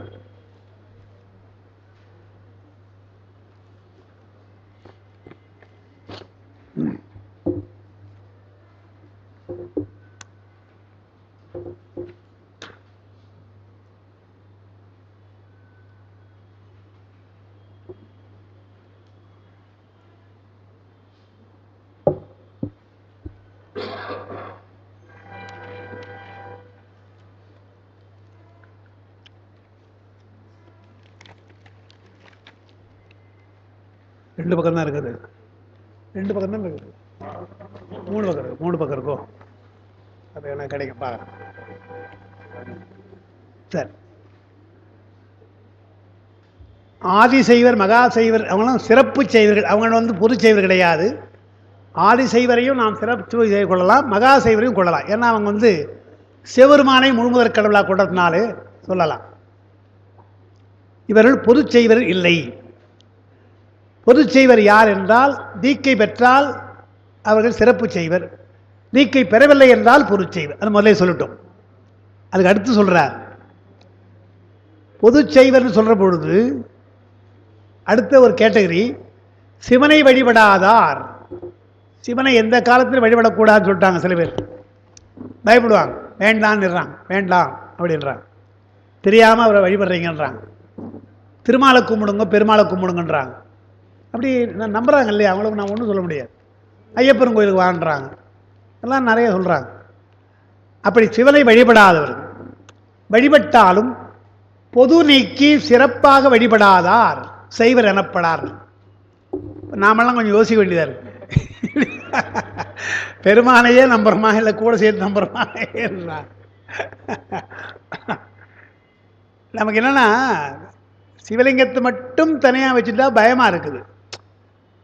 அவர் என்ன இப்போ சுடுகாட்டில் இருக்கிறவர், தோளாடை கட்டுறவர், உலகியலுக்கு அவர் உதவாதவர், அவர் பிறவி ஒன்றா நீக்குவார், இதெல்லாம் சொல்லினா யார் போய் வணங்குவாங்க? அதை நேற்று கூட சொன்னார், யாருக்கோ சொல்லிட்டு இருந்தேன். அதாவது அப்பர் பெருமான் பாடுற பாட்டில் முன்னம் அவனுடைய நாமம் கேட்டால் பாட்டு இருக்கு இல்லையா? என்ன அழகாக பாடுறார் அந்த பாட்டு. அதாவது நாயகன் நாயிபால் பாடுறார். ஒரு விரும்புகின்ற ஒரு ஆண்மகனை விரும்புகிற ஒரு பெண்ணை மாதிரி பாடுறார். இப்போ இருக்கிற ஒரு பெண் ஒரு ஆண்மகனை விரும்பினா அது எத்தனை தகுதி பார்க்குறாங்க. ஐடி ஃபீல்டில் இருக்கிறா, முதல்ல வண்டி என்ன வண்டி வரான், மோட்டர் பைக் எது வரான், இதெல்லாம் பார்த்தோன்னா அவங்க ஒரு காதல் மலருது. அதெல்லாம் இயல்பு அப்படி பார்க்குறோம் இல்லையா? அவர் என்ன சொல்கிறார் இல்லையா, அவன் பேர் என்னான்னு கேட்டாலாம். தோழி பார்த்து முன்னம் அவனுடைய நாமம் கேட்டாள்னா, பேர் என்ன அப்படின்னா, ரொம்ப ஆள் நல்லா இருக்கான பேர் என்ன, அந்த ஆளுக்கு எது பேருன்னா, அந்த ஆளுக்கு எது பேர்? பேராயிரம் ரவியினர், 1000 பேர் எது சொன்னாலும் எடுத்துக்கலாமே, பேரே கிடையாதுன்னு அர்த்தம். பேரே கிடையாது, பேரே கிடையாது. ஒரு நாள் பைத்தியக்காரனாமே இல்லையா சொல்லணும் இல்லையா? அப்போ என்ன, பேரே கிடையாதுன்னு அர்த்தம். அவங்க அப்பா அம்மா யாரும் இல்லைன்னு அர்த்தம் இல்லையா? பேர் யார் வைப்பாங்க? அவங்க அப்பா தான். அப்போ அதையும் சொல்லிட்டான், பேரே இல்லைன்னு உடனே நாம ஒன்றா பேர் வைக்கலாம் அவனுக்கு. அவங்க அப்பா பேர் வைக்கிறது கிடையாது, அம்மா இல்லை, ஏன்னா அவங்க 2 பேரும் கிடையாது. இந்த மாதிரி ஒரு குவாலிஃபிகேஷன் முதல்ல விரும்புவாங்க ஒரு பெண்ணு. இல்லை, பேரும் இல்லை, அப்பா அம்மா கிடையாதுன்னு இன்னைக்கு சொன்ன வச்சுங்க ஒரு ஆளை பார்த்து விரும்ப மாட்டாங்க. முன்ன மாமியார் கூட இல்லை, பரவாயில்ல விரும்புவாங்களா? முன்னம் அவனுடைய நாமம் கேட்டாள், மூர்த்தி அவனிற்கு மன்னம் கேட்டாள்னு. சரி, பேர் தான் இல்லை, எங்கே இருக்கிறா, எந்த இடம், எம்எம்ஏ அவனிவா இல்லை எங்கே காஞ்சிபுரத்தில் கேட்டா. அவர் இருக்குது சுடுகாடுன்னு சொன்னான். இருக்கிற இடம் சுடுகாடு, உடம்பெல்லாம் பூச்சிட்டு இருப்பான், எலும்பு பணிஞ்சிருப்பான், வண்ணம், இதெல்லாம் அவருடைய வண்ணம். ஒன்று கூட சிறப்பு கிடையாது. மூர்த்தி அவனுக்கு வண்ணம் கேட்டு அப்படின்னா மாதிரி சொல்றார். அவர் பின்னை அவருடைய ஆரூர் கேட்டான். சரி, ஊராவது சொல்லு, பேர் இல்லை, மாதிரி இடம் சுடுகாடுன்ற ஊர் ஏதாவது இருக்க, சொந்த ஊர் எது? ஆரூர். யார் ஊர்? அவன் ஊர் கிடையாது, யார் ஊர்? இவ்வளவு சொல்லியும் பெயர்த்தும் அவனுக்கே பிச்சியானாள். காதல் என்றால் அதுதான் அர்த்தம். ரொம்ப நாளைக்கு முன்ன நாங்கள் படிக்கிற பொழுது வந்த படம் ஒன்று, பணமா பாசமானு ஒரு படம் வந்து, கேஎஸ் கோபாலகிருஷ்ணன் நடித்த படம் இது. அதில் ஒரு கதாநாயகி கதாநாயகனை காதலிப்பா. இவ வசதியானவோ, அந்த பெண் வசதியானவோ. அவங்க அப்பங்காரன் நம்ம தெரிஞ்சு போவோம், யாரோ ஒரு பையனை காதலிக்கிறான்னு தெரிஞ்சு போவோம். அது அவள் ரொம்ப வசதி இல்லாத, நம்ம பெண்ணு வசதி இல்லாத வேறு காதலிக்கிறாளேன்னு சொல்லிட்டு அவளை கேட்பான், தன்னுடைய பெண்ணை கேட்பான். ஏமா இந்த மாதிரி ஒரு கேள்விப்பட்டேன், யாரையும் விரும்புகிறையாமே, அவன் யாரு அப்படின்னு. தெரியாதுப்பா அப்படின்னா. தெரியாது, யாருன்னு தெரியாது. இல்லைப்பா அவன் பேர் என்ன? தெரியாதுப்பா. எங்கே வேலை பார்க்குறான்? தெரியாதுப்பா. என்ன சம்பாதிக்கிறான் சரியா? ஏமா எதுவுமே தெரியாது தெரியாது என்றியே, அதான்ப்பா காதல் அப்படின்னா. அதான் யார் என்ன எவ்வளோ சம்பாதிக்கிறான், அவன் பின்னணி என்ன, நம்ம ஜாதிக்கு ஒத்து வருவானா என்றெல்லாம் பார்த்தா காதல் வரும். நேற்று சொன்னோம் இல்லையா, யாயும் ஞாயும் யாராகியரோ எந்தையும் நுந்தையும் எம்முறை கேளிர், யாரும் நீயும் எவ்வழி அறிதும் செம்புல பயல் நீர் போல அன்புட நெஞ்சம் தாம் கலந்தனவே. தமிழருடைய காதல் வாழ்க்கை என்ன அழகாக அந்த பாட்டு சொல்லியிருக்கு, 5 வரிக்குள்ள. உங்கம்மா யார் எங்கம்மா யாருன்னு தெரியா, யாயும் ஞாயும் யாராகிறோம் உறவா, எந்தையும் நுந்தையும் எந்த வரையிலே உறவு கிடையாது. ஒன்று முன்ன நான் பார்த்தேன்னா இல்லையே, அன்புட நெஞ்சம் தாம் கலந்தது என்று சொல்கிறேன். அதுதான் சொல்ல. பின்னை அவனுடைய நாமம் முன்னும் அவனுடைய நாமம் கேட்டால் பின்னை ஆரூர் கேட்டும் பெயர்த்தும்னா மீண்டும் அவனுக்கே பிச்சியானாள் என்றாள். சொல்லு சொல்லு அவனை பற்றி சொல்லு சொல்லு சொல்லு என்று கேட்டுக்கொண்டே பிச்சியானாள் என்று இருக்கு இல்லையா, அதுதான் இங்கே சொல்கிறார். அந்த அன்பு என்பது அதுதான். பொதுநீக்கு சிறப்பாக வழிபடாதார், பெருமானை எல்லா தெய்வங்களோடும் வைத்து வழிபட்டால் அதை விட அவனுக்கு அவமானம் கிடையாது. பெருமானை அவ்வளோ அவமானப்படுத்துகிறோம் நம்ம இல்லையா, கூட வச்சு எல்லா தெய்வங்களும் சமமாக வைக்கிறது கூடாது. அடிப்படையாக நமக்கு கொள்கை உண்டு இல்லையா. கோயில்கள் என்று இருந்தால் ஒரு ஊரில் சிவாலய கோபுரம் தான் பெருசாக இருக்கும், மற்றதான் அதுக்கு கீழே இருக்கும். இதெல்லாம் அடிப்படை. மக்கள் தங்கி இருக்கிற வீடு கோபுரத்துக்கு மேலே உயரமாக இருக்கக்கூடாது, அதை விட தாழ்ந்தான் இருக்கும். இதெல்லாம் நம்ம சொல்லியிருக்கான். அதுபோல் பெருமானுக்கென்று தனிப்பட்ட சில விதிகள் உண்டல்லவா. அப்போ அவனை வழிபடுகின்ற பொழுது தனியாக வைத்து வழிபட வேண்டுமே தவிர மற்ற தெய்வங்களோடு வைத்து வழிபடக்கூடாது. திருவிளையாடற் புராணத்தை உங்களுக்கு நான் சொல்லியிருக்கேன். திருவிளையாடற் புராணத்தில் பரஞ்சோதி முனிவர் தமிழ் மொழியை சொல்கிறார். தமிழ் மொழியினோட சிறப்பு எவ்வளோ பேர் சொல்லியிருக்காங்க, அவரும் சொல்கிறார்.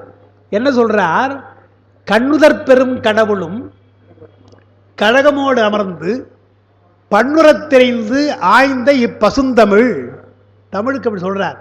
எவ்வளோ பெரிய சிறப்பு உள்ள மொழி என்றால், கண்ணுதற் பெரும் கடவுளும் கழகமோடு அமர்ந்து பன்னுரத் தெரிந்து ஆய்ந்த இப்பசுந்தமிழ் ஏனை மண்ணிடை சில இலக்கண வரம்பிலா மொழி போல், இலக்கண வரம்பிலா மொழி போல் எண்ணிடைப்பட கிடந்ததா எண்ணவும் படுமோன்னர். என்ன அதான் முக்கியமாக சொல்கிறார். மொழிகள் எத்தனை என்று சொன்னால் எத்தனையோ மொழி இருக்குது, அதில் இலக்கண வரம்பே இல்லாத மொழி கூட மொழின்னு சொல்லிங்கிறான். எழுத்தில்லாமல் இருக்கும், அது ஒரு மொழியாக சொல்கிறான். பேச்சு வழக்கில்லை சமஸ்கிருதம், ஆனால் அது ஒரு மொழியாக சொல்கிறோம். இப்படி எத்தனையோ குறைபாடு இருக்குது. அதுக்கென்று அந்த எழுத்துக்கள் இல்லாமல் வேறு ஒரு ஆங்கிலத்தை வச்சு எழுதலாம். இப்போ ரஷ்யான்னு வச்சுங்க, நம்ம ஆங்கில சொற்களை வச்சு தான் எழுதலாம். பக்கத்தில் மலேசியா, மலாய் நாட்டில் அவங்க என்ன பண்ணுறாங்க, மலாய்க்கு இது மொழி கிடையாது, எழுத்து கிடையாதுங்க, அது கூட ஆங்கிலம் தான். ஆங்கில எழுத்தை வச்சுட்டு அவனுடைய ஒலியமைப்பை வச்சுக்கிட்டான். இப்படி பார்க்குறோம். இதெல்லாம் மொழின்னு நம்ம சொல்லிட்டு இருக்கோம்.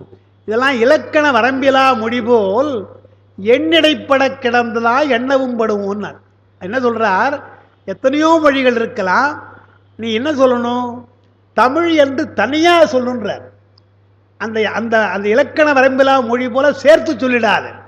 எப்படி ஆங்கிலம், மலாய், சீனம், எபிரேயம், கிரேக்கம், லத்தீன், தமிழ் சொல்லாதன்ற. இதெல்லாம் சொல்லிவிடும். முதல்ல பழைய மொழிகளாக இருக்கிற லத்தீன், கிரேக்கம், எபிரேயம், எல்லாம் சொல்லிக்கோ. எல்லாம் அதெல்லாம் இருக்கு இல்லையா, அதை விட்டு தமிழ் தனியாக சொல்லுன்றார். எண்ணிடைப்பட கிடந்ததா எண்ணவும் படுமோ என்றார். மற்ற மொழிகளோடு சேர்த்து எண்ணக்கூடாது. அப்படிப்பட்ட மொழி எண்ணக்கூட கூடாது, சமமாக வைக்கக்கூடாதுன்றார். அப்படிப்பட்ட பழைய மொழி அல்லவான்றார். மொழி அப்படி அதுக்கு அந்த ஆராய்ந்த பெருமான் எப்படி, அப்போ சிவபெருமானை சொல்கிற பொழுது விநாயக பெருமான், முருகப்பெருமான், மாரியம்மன், அந்த அம்மன், இந்த அம்மன், சிவபெருமான் சொல்ல முடியும்? சொல்லக்கூடாதுன்றார். சிவபெருமான் தனி, தான் தனியன் காணேழினர். தாயும் இலி தந்தை இலி தான் தனியன் காணேழி, தனியாக இருக்கின்ற பெருமான் என்றால். இப்போ இங்கே சொல்லுவாங்க, சினிமாவில் கூட நீங்கள் பார்த்தீங்கன்னா ஒரு ஆள் என்ன பண்ணிட்டாங்க, சூப்பர் ஸ்டார்னு சொல்லிட்டாங்க. சூப்பர் ஸ்டார் சொன்னப்பட அடுத்து ஒரு என்ன பண்ணுறதுனா பார்த்தா சுப்ரீம் ஸ்டார் தான்.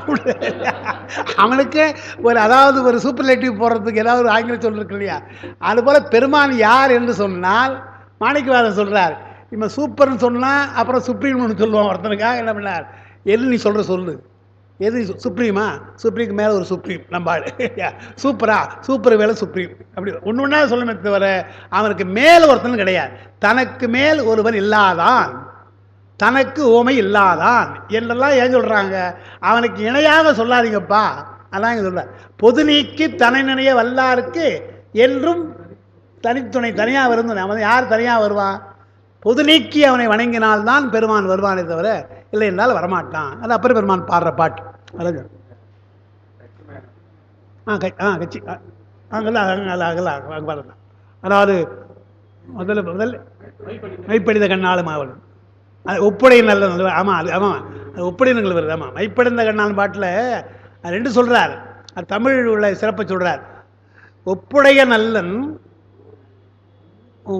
ஒரு உருவம் அல்லன் உவமனில்லின்னு ஒரு வார்த்தை சொல்லார். உவமனில்லின்னு ஒப்பு என்று ஒன்று, உவமைன்னு ஒன்று, ரெண்டு இருக்குதுல்ல தமிழ்.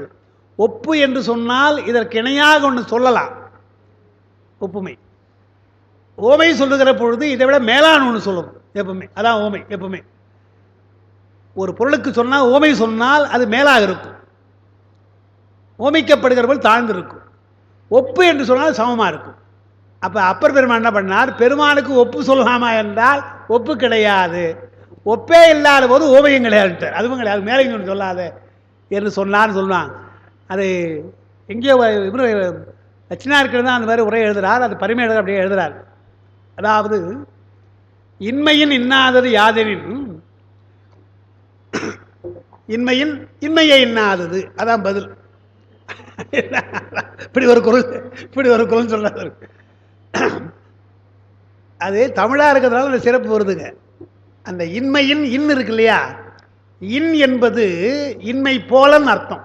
இன் என்பது ஓம உருவங்க. இன்னைக்கு பேச்சில் இன்மையின்னா இன்மையை விட என்று இன்னைக்கு அர்த்தம் வருது. அதாவது அந்த வேதம் நான்கினும் மெய்ப்பொருள்னு சொல்கிறோம் இல்லையா, அந்த மாதிரி நம்ம வைத்துக்கிறோம். இன்மையின் என்றால் அந்த இன் என்பது ஓம உருவு.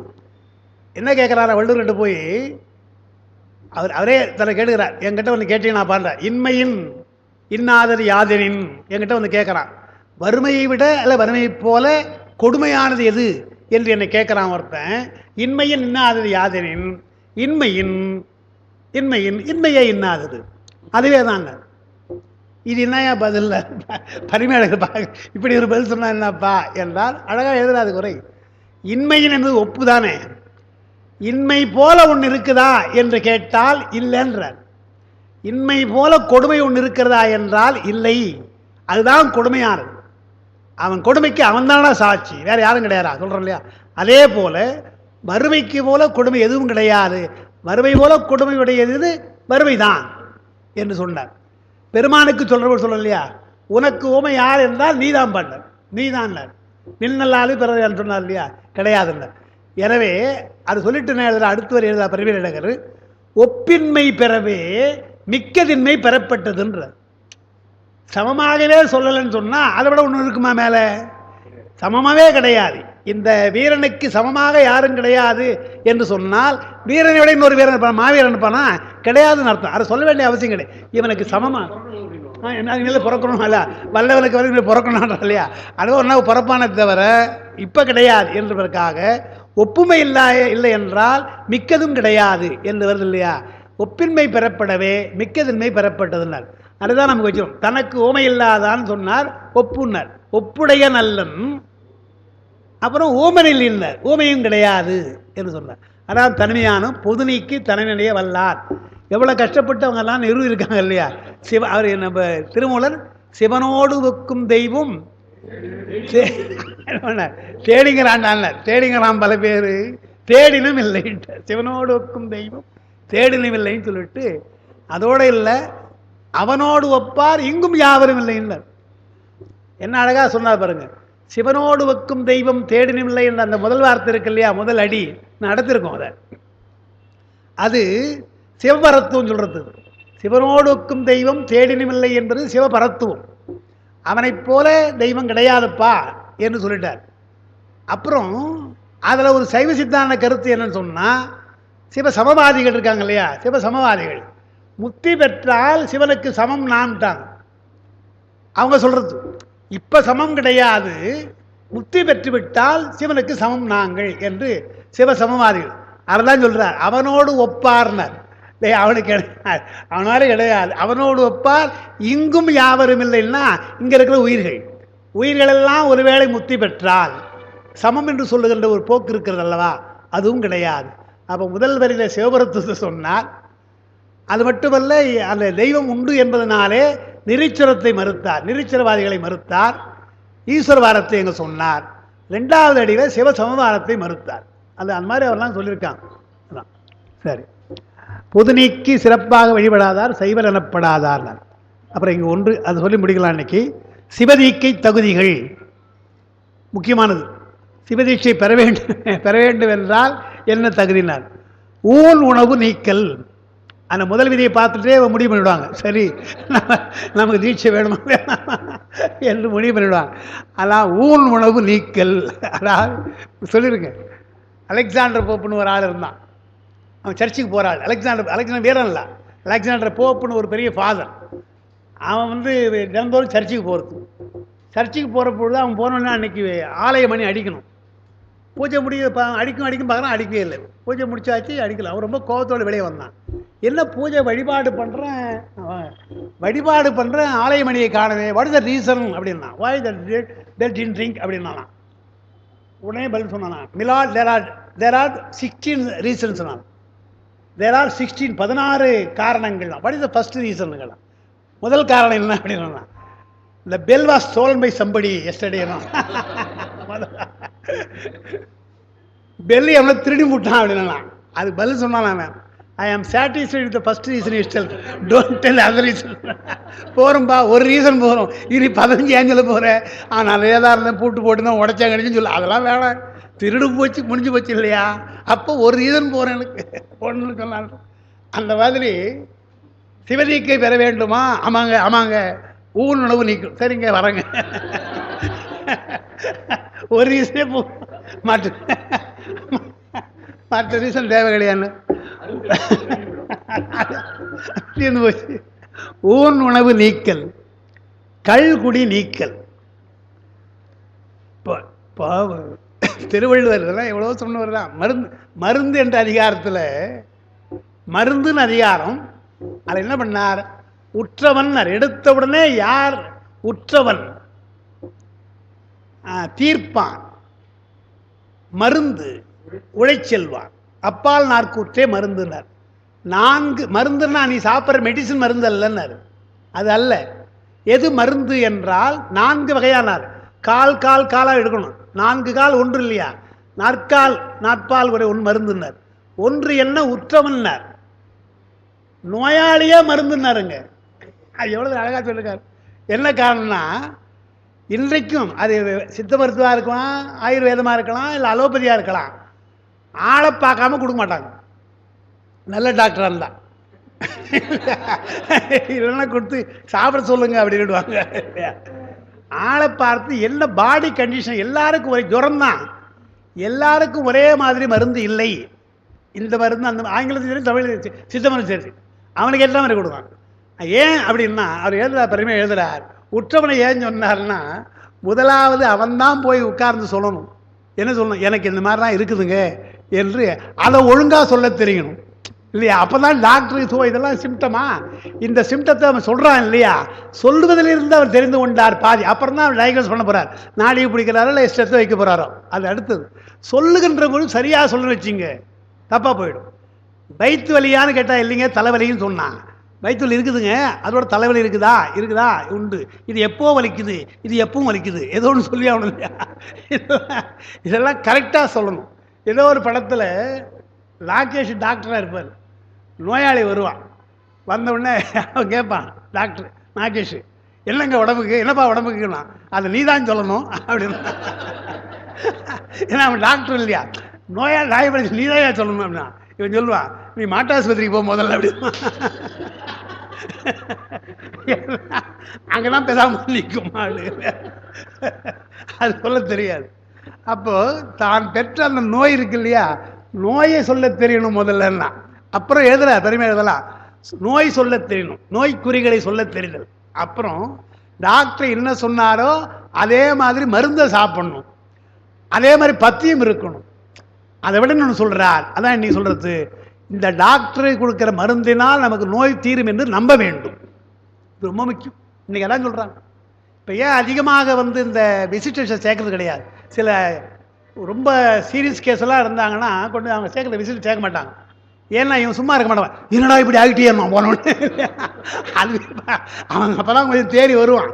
இவன் போய் என்னடா இப்படி ஆகிட்டேன்னா அது இப்படி ஆகிட்டுமோ என்று போயிடுவான் அடிப்படையாக. எனவே தான் மருத்துவர்கள் என்ன பண்ணாங்க, விசிட்டிங்கன்னா ஒரு மணி நேரம் அவ்வளோதான் போட்டு பார்த்துட்டு வந்துங்க, அதிகம் பேசாதீங்க என்று உங்களுடைய இதெல்லாம் காண்பிக்காதுங்க என்று சொல்லுவாங்க. இதையெல்லாம் வள்ளுவர் எடுத்தோம் உற்றவன் உனக்கு அந்த நம்பிக்கை வேண்டும் என்று சொன்னார். அதனால் விதிகள்லாம் பார்த்து ஊர் உணவு நீக்குதல், கற்குடி நீக்குதல், அறநூல் சொன்ன விதிகளை பின்பற்றல், விலக்கியன ஒழிதல், இவையெல்லாம் இல்லாமல் வாய்மை பேசுதல், தூய்மையாக இருத்தல், கொல்லாமை இவ்வளோ இருக்கு. இந்த மாதிரி விதிகளெல்லாம் பின்பற்ற வேண்டும். மூணாவது, சிவநூல் படி சிவனே பரம்பொருள் என உறுதியாக நம்புதல். இவை இல்லாதாருக்கு தீக்கை செய்வதும் குற்றம், இல்லாதார் தீக்கை பெறுவதும் குற்றம். முக்கியமான செய்தி, இந்த காலத்துக்கு தேவையானது. தீட்சை கொடுக்குறோம், வாருங்கள் சேரவாரம் ஜெகத்தீரேன்னு சொன்ன மாதிரி எல்லாரும் வாருங்கள்னு சொல்ல ஆரம்பிச்சிட்டாங்க. தீட்சை அப்படி கொடுக்கக்கூடாது. இப்போ கொடுக்குறாங்க. இப்போ நிறைய பேர் அதுக்கெல்லாம் இப்போ ஒரு பேக்கேஜ் இருக்குது. ஆனால் அதனாலே இப்போ திருவாரூர் யார் வந்திருக்கிறாரு, அவர் எல்லாரும் என்னுடைய ஒரு பையன் டிவியில் இருக்கிற ஒரு பையன், அவன் போனால் விசேட தீட்சை வாங்கி சமய தீட்சை வாங்கிட்டு விட்டான். அப்புறம் 2 மாதம் பார்த்தா விசேட தீட்சை கொடுத்தா ஆரம்பிச்சான். போய் வரும்போதுலாம் தீட்சை வாங்கிட்டியா இந்த விசேட தீட்சை என்று சிலிங்கத்தை கொடுத்தாருன்னா அவன் பூஜை பண்ணுவானா பண்ண மாட்டானா அப்படி கவலை கிடையாது. அது தவறு. அதுனா எண்ணிக்கையான இதெல்லாம் இது கம்பெனியாக இது நமக்கு இது வர்றது அது கிடையாது. தீக்கைக்கு உரியவர் இல்லாதவர்களுக்கு தீக்கை செய்தாலும் குற்றம், தீக்கை பெறுவதும் குற்றம். தீக்கைக்கு உரியர் அல்லாதார் சிவநூல் ஓதல், கேட்டல், சிவாலயத்திற்கும் சிவனடியாருக்கும் ஏற்படை தொண்டு செய்தல் என்னும் இவற்றை மேற்கொண்டு பொது செய்வராய் வாழக்கடவர். தீட்சை இல்லைன்னா கவலைப்படாதீங்க, பொது செய்வராக இருங்க. முடியாது, இதெல்லாம் பண்ண முடியும்னு சொன்னால் பெருமானுக்கு தொண்டு செய்கிறதாலும் பொது செய்வராக இருந்தால் உங்களை யாரும் கேட்கல. சிறப்பு செய்வராக வர வேண்டும், பெருமானிடத்தில் நெருங்கி பூஜை செய்ய வேண்டும் என்றால் அந்த தீட்சை மிக முக்கியம் என்று சொல்கிறார். அதில் நீங்கள் நிறுத்தலாம். சிவதீக்கை வகை 4 என்று சொல்லி பின்னால் இன்னும் வருகின்றது. இதை கொஞ்சம் கொண்டு வாங்க. இன்னும் 2-3 பக்கம் இருக்குது. இதில் இன்னும் 2-3 பக்கம் இருக்குது. அது இன்னும் 2 வகுப்பு ஆகும்னு நினைக்கிறேன். அதோட அது முடியும். பின்பகுதியில் கொஞ்சம் முக்கியமான சில செய்திகள் இருக்குது. இந்த பேர் கொண்ட பாப்பாருக்கு கொஞ்சம் விளக்கம் எழுதியிருக்கிறாங்க. பெரிய புராணத்தை வைத்து அந்த விளக்கம் எழுதினாலே அது சைவ மரபு. அதெல்லாம் அதை நாம் சிந்திக்கலாம். அது அந்த நாள் மட்டும் ஐயா கொஞ்சம் ஒரு தேதி மாறுகின்றது, அதை மட்டும் ஐயா சொல்லிடுவாங்க, பார்க்கலாம்.